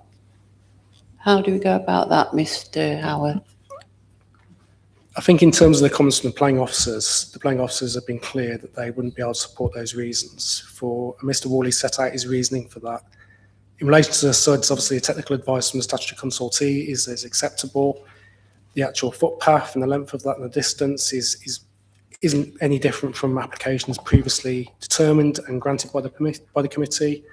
And in terms of the clustering of the affordable housing units, there isn't really clustering as such. I think there are only 7 units that Mr. Worley is saying. So I think the advice to your officers is those reasons are unlikely to be supported on appeal. If the application was refused and went to appeal, they're unlikely to be supported by officers. So it's a matter for judgment, really, Chair. In terms of, you can put forward the motions, the motion's carried. The difficulty is that there is a risk here that if the application goes to appeal on those reasons, and those reasons, you've had the advice from the officers that they wouldn't be able to support those reasons. If it was to go to an appeal and the inspector was to grant permission and there was an application for costs against the council, then there is a possibility, a risk that the inspector could award costs against the council in relation to the appeal. Thank you. Councillor Boker. Thank you, Chair. I don't think we should, I don't know what the word is, but be put off by someone going to appeal. The thing is, if the applicant has listened to this committee meeting, then he doesn't have to go to appeal. He has every opportunity to amend his application and bring it back to this committee. Now, I know everybody thinks, oh no, surely not. But the thing is, we're supposed to be doing the right thing that we see in front of us. And there's clearly some concern by members of this committee that there are things wrong with the layout. And frankly, I think that from now on, outline planning permission should be just outline planning permission for access, because this has dragged the whole thing out for the last hour and a half because there are concerns with the layout, and we feel as if I feel as if I'm being pushed to accept officers' recommendation, or because the site layout has been included with the application. Councillor Infield. Yeah, I wonder whether we could shortcut this in a different way. Could we simply defer the application and ask them to do no further work than remove the layout from the application for outline planning? If that's the way it had appeared to us now, then I think the voting would be very different. And they can know that in advance. So are we able to do that? Simply say, we're unhappy with a number of aspects of the detailed layout. We see no reason that the detailed layout has to be included in this outline application? And could they simply resubmit asking for the conventional outline planning permission?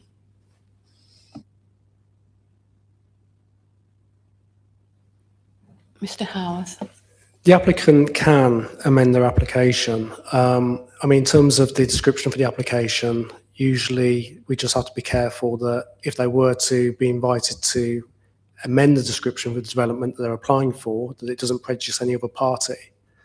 I mean, I can't see that would be the case here because essentially they're taking away a matter for determination. They're simply asking for outline permission and then for reserved matters later.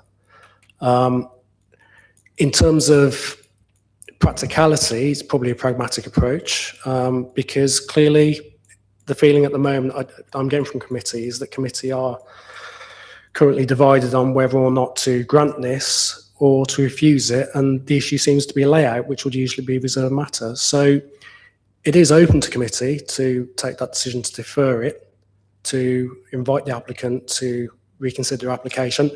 The difficulty is, though, there is a risk. The application has been on the books for a long time. The applicant might actually just decide to appeal for non-determination and go straight to an appeal, which, again, there is the risk again that the council may be exposed to the risk of cost for unreasonable behaviour on the basis that you've delayed determination.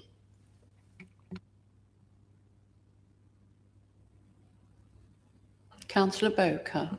So just to be clear, Chair, legal are suggesting that we could ask for a deferment purely on the reasons of the layout to be amended, having heard our comments, and that we could put that forward as a deferment.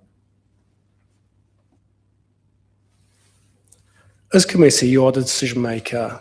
Provided you have proper planning reasons for your decision, then it's open to you to table a motion to defer, but you need to have a clear reason for doing so. If the reason is that you want officers to approach the applicant to consider whether or not they'd be willing to amend their application, then clearly that's within your gift. As I've said, the difficulty is that the application has been on the books for a long time. This could be seen as further delay by the applicant, and they could decide just to appeal the application on non-determination.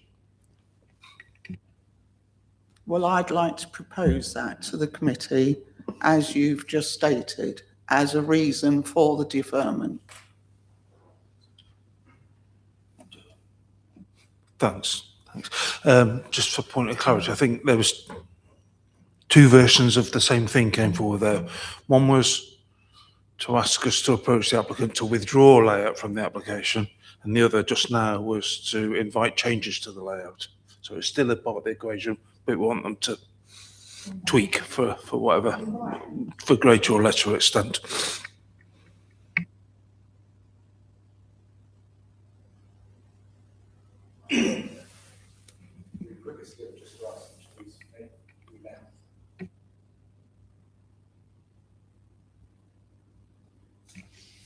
Sorry for you, Chair. So I think committee needs to be clear, as Mr. Worley said. I mean, are you asking them to change their application so it's simply an outline with the layout to be considered as part of reserved matters application subsequently? Or are you asking the applicant to reconsider the layout at this stage, in which case you need to clearly set out what issues you are concerned about so the applicant can actually consider those?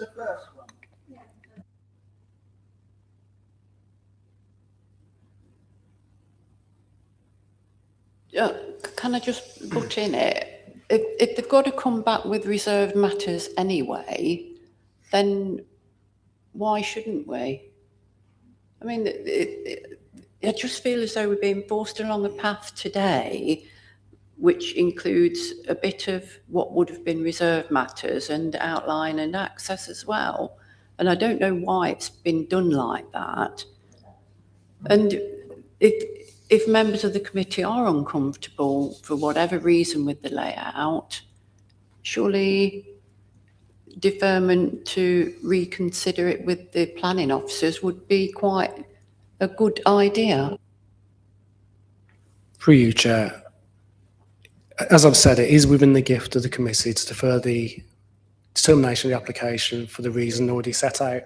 However, I do have to again impress upon you the risk that the applicant might appeal on the basis of non-determination because the application has been on the books for a long time.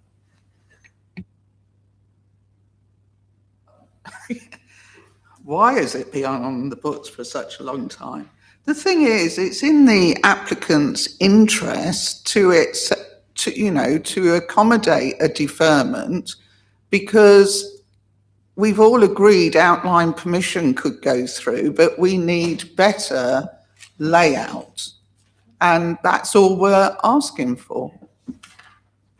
And I think that's a good enough reason for deferment. I mean, appeals, to get on the list for appeals will take at least a year.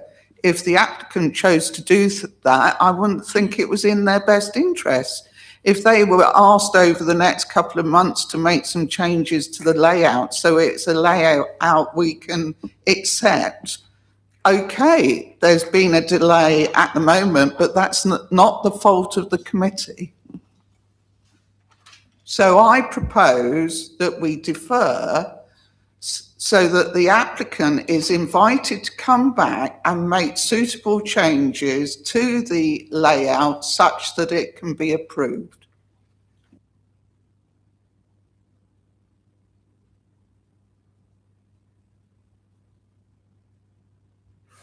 Sorry, Chair. I think we're probably talking at cross purposes here because my understanding was the committee just wanted to invite the applicant to change their application so it was simply an outline application and consider layout at reserved matters.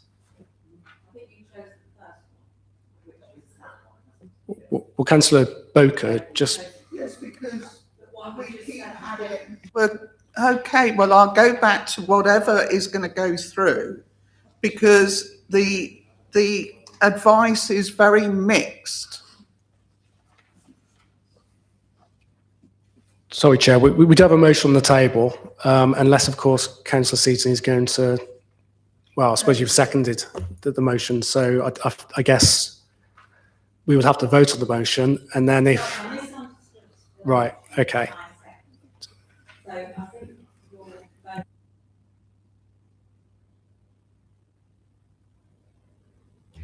Go again with your motion. You propose it, I would like to propose deferment, and I would like to invite the applicant to make changes to the layout that would address the committee's concerns, i.e. the pedestrian footpath, the management plan, the SUDs. Are they adequate? Are they in the right place? Yeah, that's right. And the concentration of affordable housing in one corner. But it's not. We've established that that's not the case because there's only 7, and that's not a high concentration. So that would not be part of it. So which one did I do? Yeah. The pedestrian access, the SUDs in the right place, and there was a third. Management of the, no, of the 4 units. I second. Sorry. Before we move to... I think in terms of committee and the resolution, I think my advice to you would be simply to consider whether to defer the item on the basis that the applicant is invited to vary the application so that it is simply an outline application and that layout is dealt with at reserved matters. It's still within your gift to obviously decide that, but I mean, that would be my advice to you, maybe the best approach. Right, so... Can I just point out that I propose...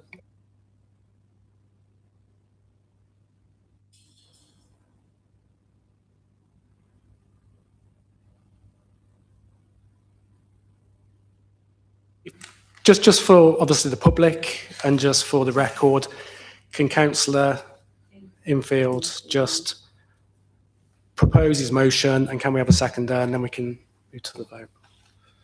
Okay, I'll repeat my proposal, which was that we defer the application and invite the applicant to come forward with a conventional outline proposal that does not include a specific design, but is access and the usual for an outline proposal.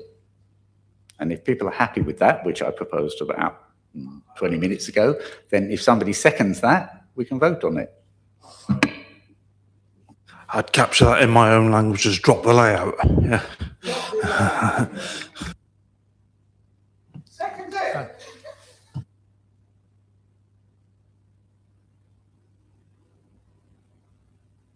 So if I got it right, we're voting on a proposal to defer our decision in order to invite the applicant to what? To omit site layout from their application. Right. To omit site layout from the application. All those in favour?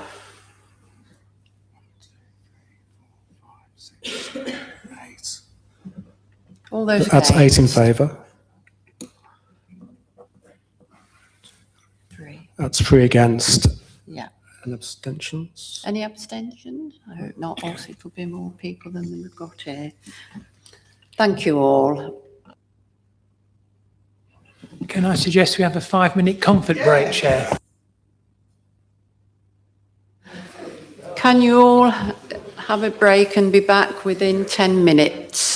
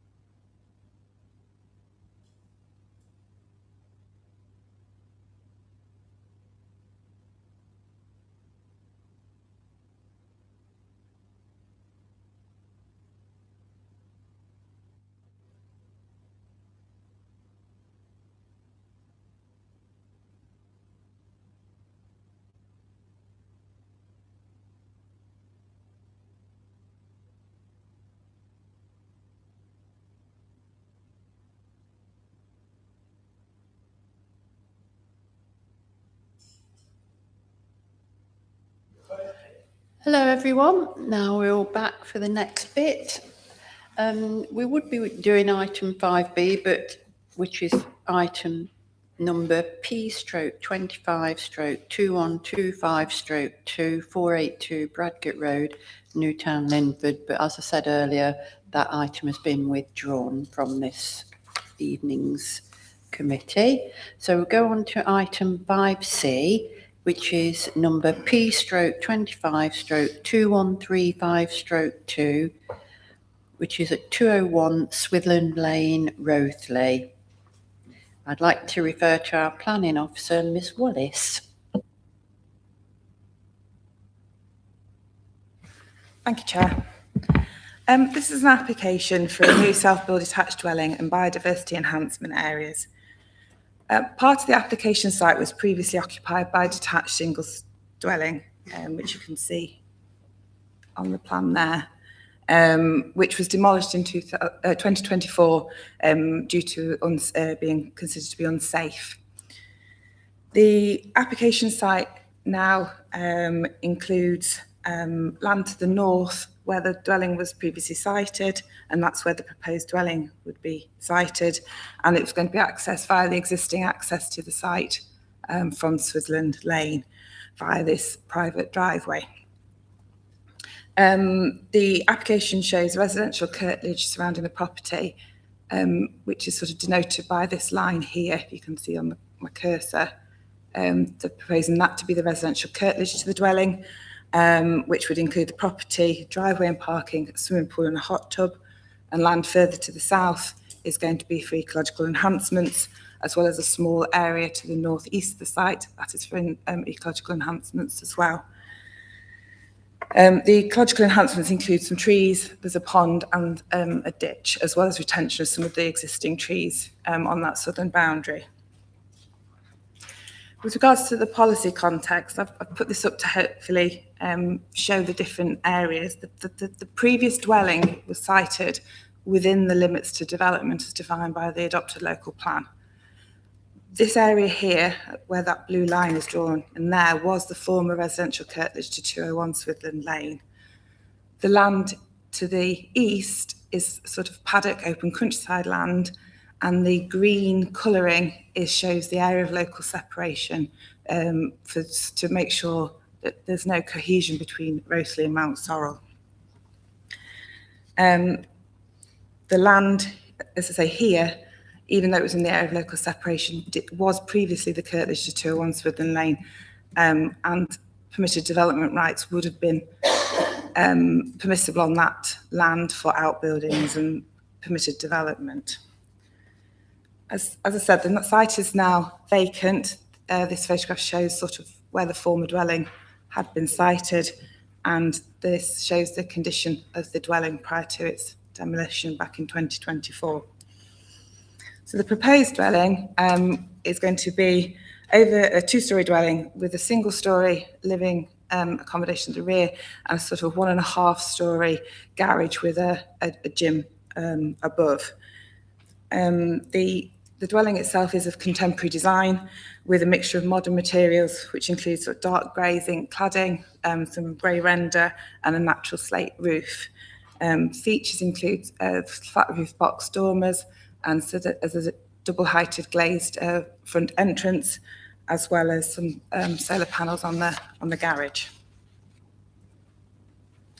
In terms of principle, there's some various policy issues to consider with this application. The site is partially within and on the edge of Mount Sorrel, which is a designated service centre, which is identified as a sustainable location. However, the majority of the site is in the open countryside and within an area of local separation. So therefore, we need to consider it under policy CS1 and EV3. Policy CS1 seeks to protect undeveloped character of the countryside, and development in an area of local separation is only supported where it preserves the settlement identity and clearly maintains the physical and perceptual separation between the built-up settlements, which, as I said, in this case is Mount Sorrel and Roseley. The dwelling itself would be sited close to the settlement edge with a modest rear garden and with the depth restricted, which would be controlled by condition, which is actually condition 9 in your papers. And the curtilage is considerably shorter to the south than that of the former property. Whilst it would encroach into the paddock to the east, so further into the open countryside and area of local separation, we consider that this to be limited and offset by the proposed ecological enhancements to the south. And as I said, that there was also a property on that site within the area of local separation, and it had the garden, which is a material consideration in this instance. The application as well is for self-build. We currently have an undersupply of housing for self-build, and as a result, paragraph 11D of the NPPF is engaged, and so if there's a presumption in favour of sustainable development. The applicants have agreed to enter into a Section 106 planning obligation to confirm this. On the design, it is modern contemporary. It will be well screened by existing landscaping. It wouldn't be visually prominent, and the scale and size considerable to be acceptable in this location. The ecological enhancements to the south would also offer some landscape improvements to the area. From a residential amenity point of view, it's located south of properties on Switzerland Lane at a distance of over 35 metres, and that relationship has been adjudged to be acceptable. The site would be accessed via an existing access which served the previous dwelling, so there was going to be no material increase in the use of that access. The access is considered to be suitable and complies with highway guidelines. Sufficient parking and turning is also provided within the site. In terms of biodiversity net gain, as the application is a self-build, it would be exempt from the 10% mandatory net gain. However, I think this is try to set it out in the report, there would be a net loss occurring, and we've had confirmation that the applicants would buy off-site credits to compensate for that loss. And also there's the proposed ecological enhancement areas to the south. So it's considered to be acceptable with regards to biodiversity net gain, subject to securing those off-site credits. In terms of trees, sustainable construction, flooding, drainage, all these matters are considered to be acceptable. So to sort of conclude, the development would provide a self-build dwelling in a sustainable location. It would have a limited impact on the open countryside and the area of local separation. Part of the site was previously occupied by a dwelling, which is a material consideration. The proposal would offer a minor contribution to housing supply and would deliver a self-build plot. On balance, and on the application of the tilted balance in favour of sustainable development, the balance falls in favour of this application, and it's recommended for approval as set out in the report. Thank you. Thank you, Ms Wallace. We now have a speaker on this item, Mr Nimish Popat, who is the applicant.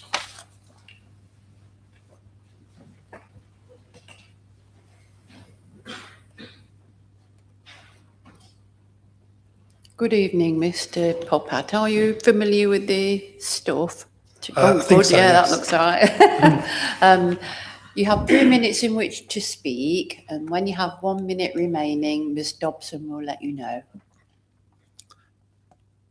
Good evening, Chair and members of the committee. Thank you for giving me the opportunity to speak today. My wife, Hina, is here with me this evening, and I'm here as a family, not as a developer. This proposal is for a self-build home that we intend to live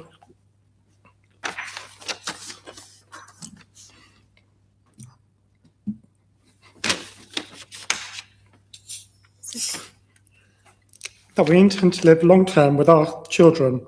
We've been actively searching for a suitable opportunity for over 5 years, and this site represents a rare chance for us to finally settle and put down roots in this community. I'd like to thank the planning officer for the detailed and professional assessment of the application. I understand that the report recommends approval subject to 106 and biodiversity contributions, which we fully accept.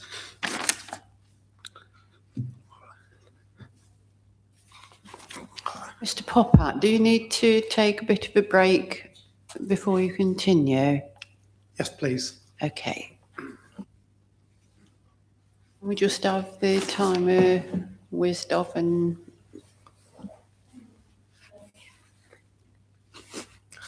Councillor Fryer.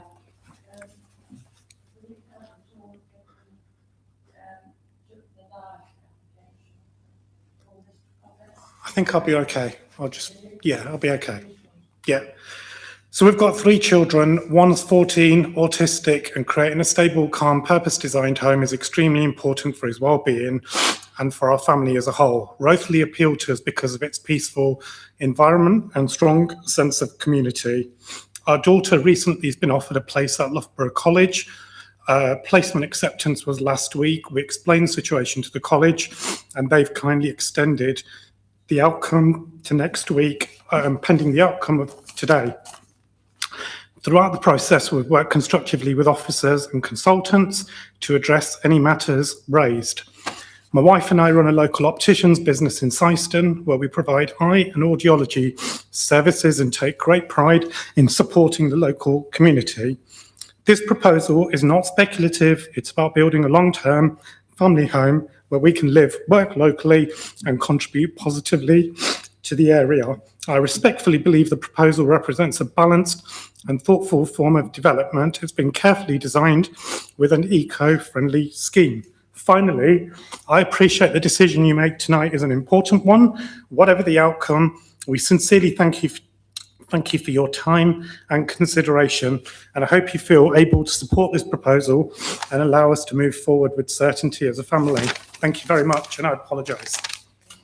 Thank you, Mr. Popat. Could you turn the mic off, please, Councillor Enfield? Thank you.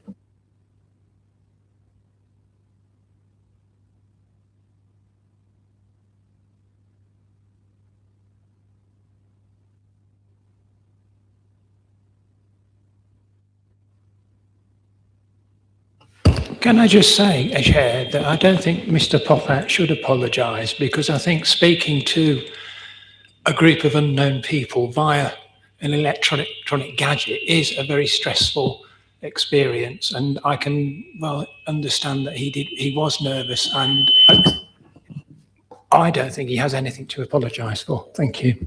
Thank you, Councillor O'Neill. Very nice insight. So, I was going to say, we're moving now on to comments. Councillor Fryer. Thank you very much, Madam Chair.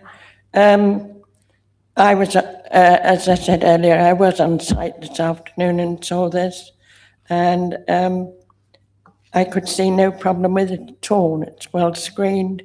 It had very good plans. It's obviously going to be a family home. It's not a development. And I looked at everything, and where it is situated, I therefore propose we accept officer's recommendation, and there are no extras, and as laid out in the application. Councillor Smidovic. I would agree with Councillor Fryer. I went out, I asked my questions and was really pleased with the answers. There's an area of separation, and it was explained why it went round a little bit into the next slot or space of garden, is the only way I could describe it, which was sort of tit for tat. It's swapping a bit of long garden to a bit on the side. So that's a sort of, I didn't mean a bit on the side, I meant a piece of land at the side of the house. How dare you? I'm finished. Yeah. But no, I'd second Councillor Fryer's recommendation. Councillor Bowker. Third in it. Councillor Good, did you want to say anything? Oh, right. Any more comments? Councillor Seaton. Thank you.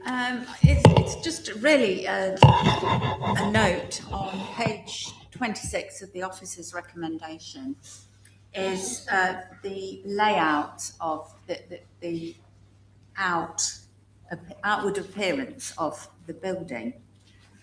And it doesn't give us an idea of it at all. It's all grey and icky, and we can't see the actual.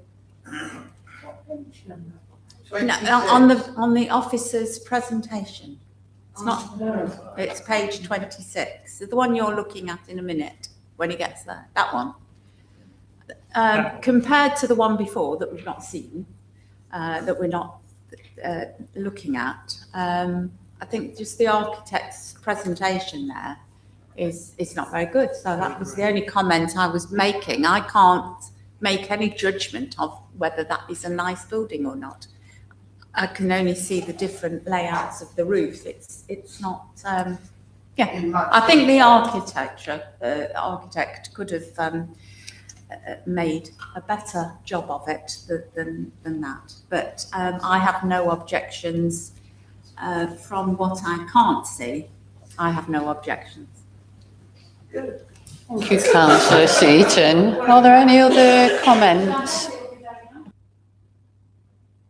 Are there any other comments? Anyone? So we've had a proposer from Councillor Boker, seconded by Councillor Fryer. Sorry.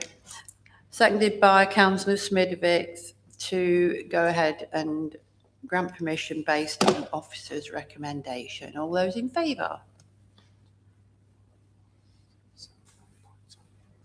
That's 10 in favour, Chair. You want to abstain and 1 abstention. Right.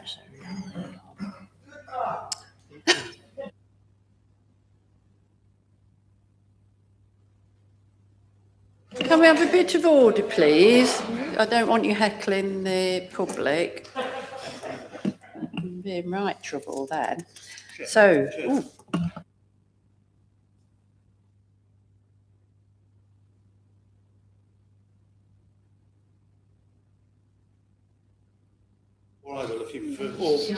Sorry, Chair, I can ensure that the committee's voted to grant permission, so that motion's carried.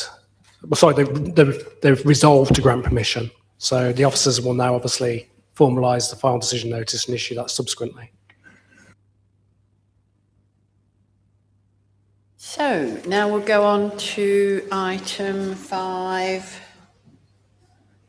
Where are we? Yeah, D.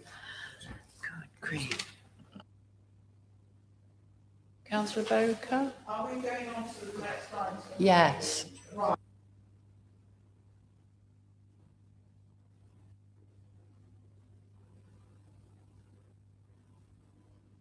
I've been advised by officers that I appear on page 102 of the report as supporting this application. So I can either declare that I have an open mind, or I can declare that I am shoved out, or I can speak briefly as a speaker. Can you help us out here, Mr. Howard? For you, Chair. So the decision as to how you're going to approach this is a matter for you, Councillor. That's within your gift. I think if you feel that you can approach the application with an open mind and that you're not predetermined in any way, it might be that you're predisposed, then you can still take part in the discussion and the vote. But obviously that's a matter for you to decide. In terms of speaking, obviously that's a matter for the Chair. It's Chair's discretion whether or not you should be entitled to speak on the item. But obviously, if you are going to speak on the item, then you should recluse yourself from the discussion and the voting later on. Well, I'm happy to.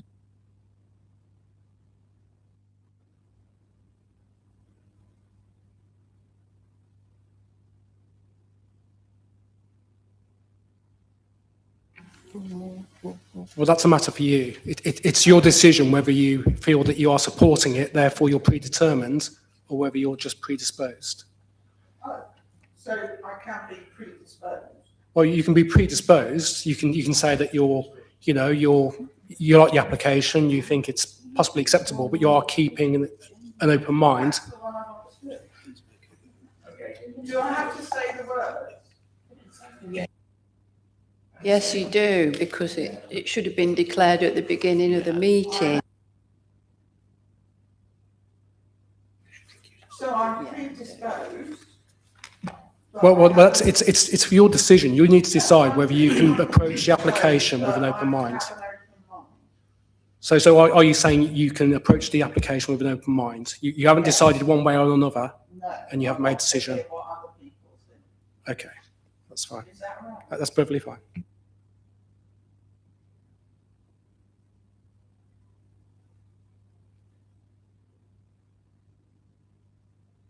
Righto then, shall we have a bit of order? And excuse me, if we can have a little bit of order so we can proceed and then we can make a decision and go home.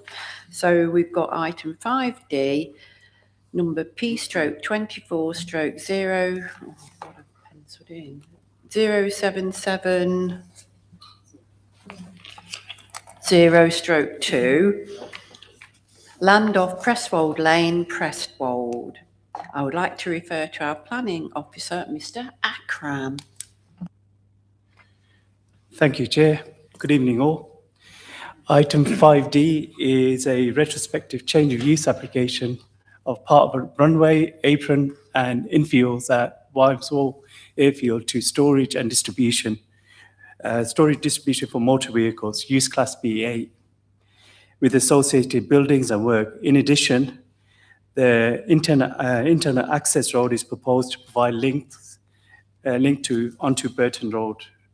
Sorry, it should have been Burton Lane rather than Boat Road, and this was something which wasn't picked up on the extras report, just for members' benefit. Before I move to the presentation, the extras report also includes updates in relation to various amendments to conditions and time triggers to deal with the both retrospective element as well as the proposed element of the development. This is a site location plan with application site outlined in red. So currently you've got access from Presswood Lane that serves the entire airfield itself. And that at the moment, airfield itself, what this current application would do, you've got that access there, but you've got an internal, sorry, I can't see. You would have this new access from this side where the internal relief road would actually serve this development for this development itself here. As far as the area view is concerned, you've got the western section, which is a retrospective element, which I'll discuss in detail. And the eastern element is the red line that is going to be the internal access road that leads onto Burton Lane. As far as the wider site, as you can see, you've got solar farm to the northeast of the site, and to the east, you've got the industrial Wilmsall Industrial Estate, and to that northwest corner is where Houghton Village is. This is a site plan for the western part of the site, and what you've got is right where the apron is, that's where all the actual demountable buildings and structures are situated. This is a view of the buildings, what are to be retained, and what they've applied for, and some of the elevations as part of it, what they actually look like in terms of appearance. This, for the western part of the site, is the actual parking layout. What you can see is just rows of parking spaces for the storage of these vehicles. This is the western element. It's situated on the runway as well as the two fields on either side. This is just to give you a context in terms of the area view about the 2022 as well as 2025. In 2022, you could see that the runway itself had some stored vehicles, but that relates to the 22 permission. And the 2025 is what you've actually viewed on site. The hatched area in red is what is retrospective and where the storage of the vehicles are, and together with associated buildings. As far as the eastern part of the site, where you've got the internal access road that would, together with access arrangement from Burton Lane, the 2021, as you can see, it was for a couple of fields as well as a kind of a woodland area. But with by the time 2025, you had two sets of different permissions. That's for the industrial extension straight across there, the industrial. And what this would do is you've got an access arrangement, but then the internal relief road would just run and just connect onto the actual airfield itself. And members may recall from the site visit, so you've got, at the moment, what you've got is, this is where the industrial estate is and where the actual hard standing tarmac area would actually ends.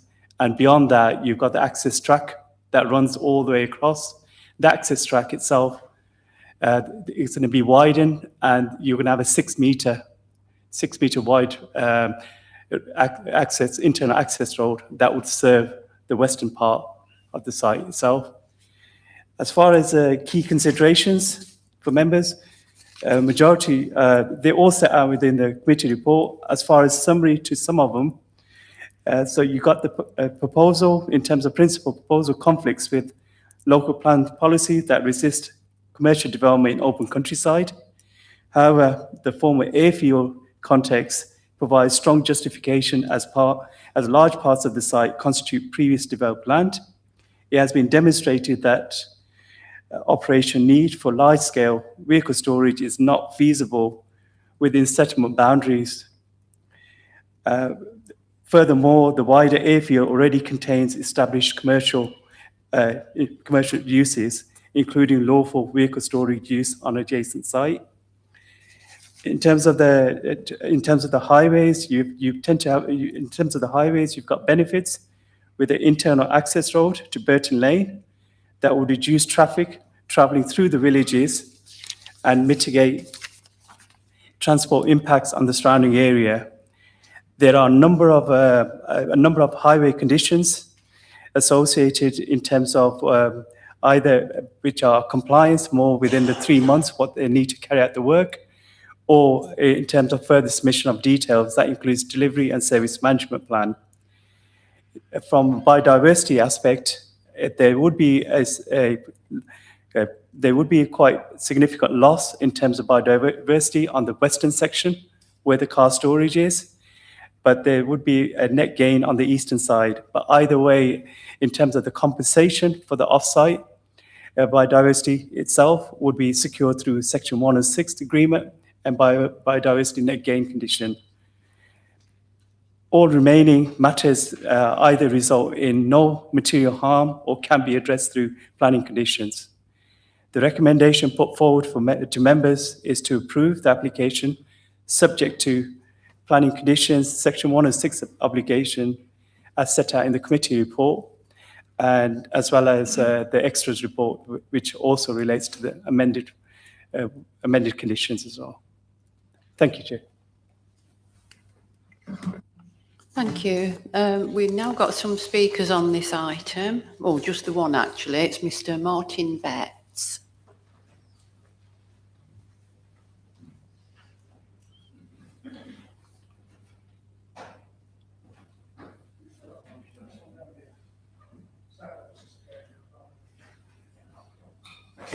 Okay, Mr. Betts, you're allowed to speak for 3 minutes, and when you've got 1 minute remaining, Ms. Dobson will let you know. First, I'd just like to thank the chair of the committee, Akram, and the people that are here to listen to me tonight for the time. I appreciate that. I believe it's important to briefly introduce myself and the applicant that's behind the proposal tonight. My name is Martin Betts. I'm chairman of the Fleet Auction Group, whose application is before you tonight. I've lived in Burton-on-the-Wold for over 25 years, so I understand firsthand the noise concerns and traffic experienced by the residents in Houghton, Burton-on-the-Wold and Wymeswold. The Fleet Auction Group was founded 26 years ago. We are an award-winning trade-only vehicle remarketing company, selling vehicles online exclusively to VAT registered account holders. We do not sell to the public, and we do not have buyers physically attending our sales. At the airfield, part of the work we support is for Motability operations, inspecting vehicles, removing adaptations, and preparing them to be returned to the retail dealerships. Whilst we're proud of the work we do within our industry, we're equally committed to being responsible neighbours. Since acquiring the head lease on the airfield at Wymeswold, we have actively engaged with Burton-on-the-Wolds and Houghton Parish Councils to understand their concerns and discuss practical solutions that would genuinely improve daily life for the surrounding communities. This application, including the proposed new road from Wymeswold, it's Burton Lane, I've just been corrected tonight, Burton Lane, is a direct result of those conversations and of what local communities asked us to deliver. We listened when they said relocating Hughes driver training and Everyman Racing would be a major improvement to the residents. We have now delivered exactly that. Those operations have been relocated, the associated noise has ceased, and Houghton no longer has the heavy goods vehicles and volumes travelling through the village. Approval of this application would allow construction of the new access road to begin as soon as practical. This road would eliminate our vehicle movements through Burton-on-the-Wolds and Prestwold entirely, and we estimate it will reduce the traffic through Houghton by at least 80%.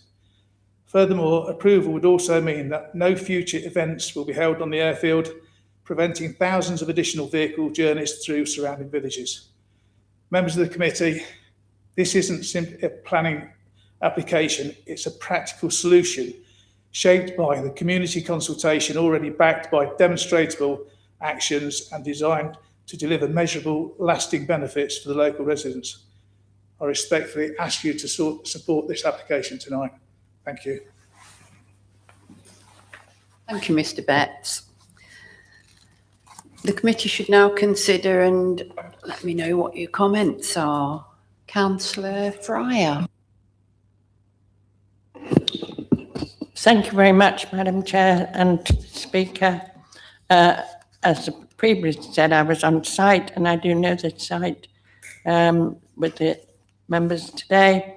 I think the officer's report and the extras report are excellent. Therefore, I propose we accept officer's recommendations as laid out in the extras report for approval. Thank you, Councillor Fryer. Councillor Hadji-Nicolau. Thank you, Chair. I'm not going to talk about against anything. I just try to understand the nature of this construction. What is the purpose exactly? This escapes me. It is intermingled with an airfield. Is this about storing cars? What kind of cars? And I'm always in support for local businesses which are going to provide more employment. But I just don't understand exactly what is the nature of this business and how it is intermingled with the airfield. I would be delighted if you explained to me one more time. Thank you. Mr. Worley. Oh, Mr. Akram, sorry. Thank you, Chair. It's like, I mean, the officer report together with the Speaker, they set out the scenario in terms of what you've got is a storage and distribution business for motor vehicles, and it's on open field, and whether it's on the runway itself where cars are stored. It's not open to the public. It's a online auction. That's how it operates, and you tend to have transporters which come in to deliver the vehicles, and then they get stored. Then you have transporters which actually, once vehicles are sold, again, they take it from site. Sorry. So I understand better now. So this area is actually like a warehouse where actually the business is going to store vehicles which are going to be auctioned, etc., etc. So what's the relationship with the airfield? Sorry. It was an airfield. So it is not an airfield where actually planes will be coming there. That's far. Can we keep our control of our conversations, because it's the officers who should be answering the questions that you have. Thank you. Are you okay now, Mr. Hadji-Nicolau? Thank you. Councillor Smidovic. I too wondered what it would look like when I went out there. It's like a vast car park is the best way I could describe it, laid out on an airfield. But I couldn't understand where it was going to be. So I was delighted when they pointed to the dirt track and that it was going to be widened to take the traffic off the main roads. So yeah, I support the application totally. Is that? Yeah, I'm happy to second it, yes. I was just Councillor giving time for others to talk. Are there any more comments? All right, we've got a proposal by councillor Fryer, seconded by councillor Smithwick, to accept officer's recommendation and vote for the proposal. All those in favour? That's unanimous, Chair, so the motion's carried. Thank you.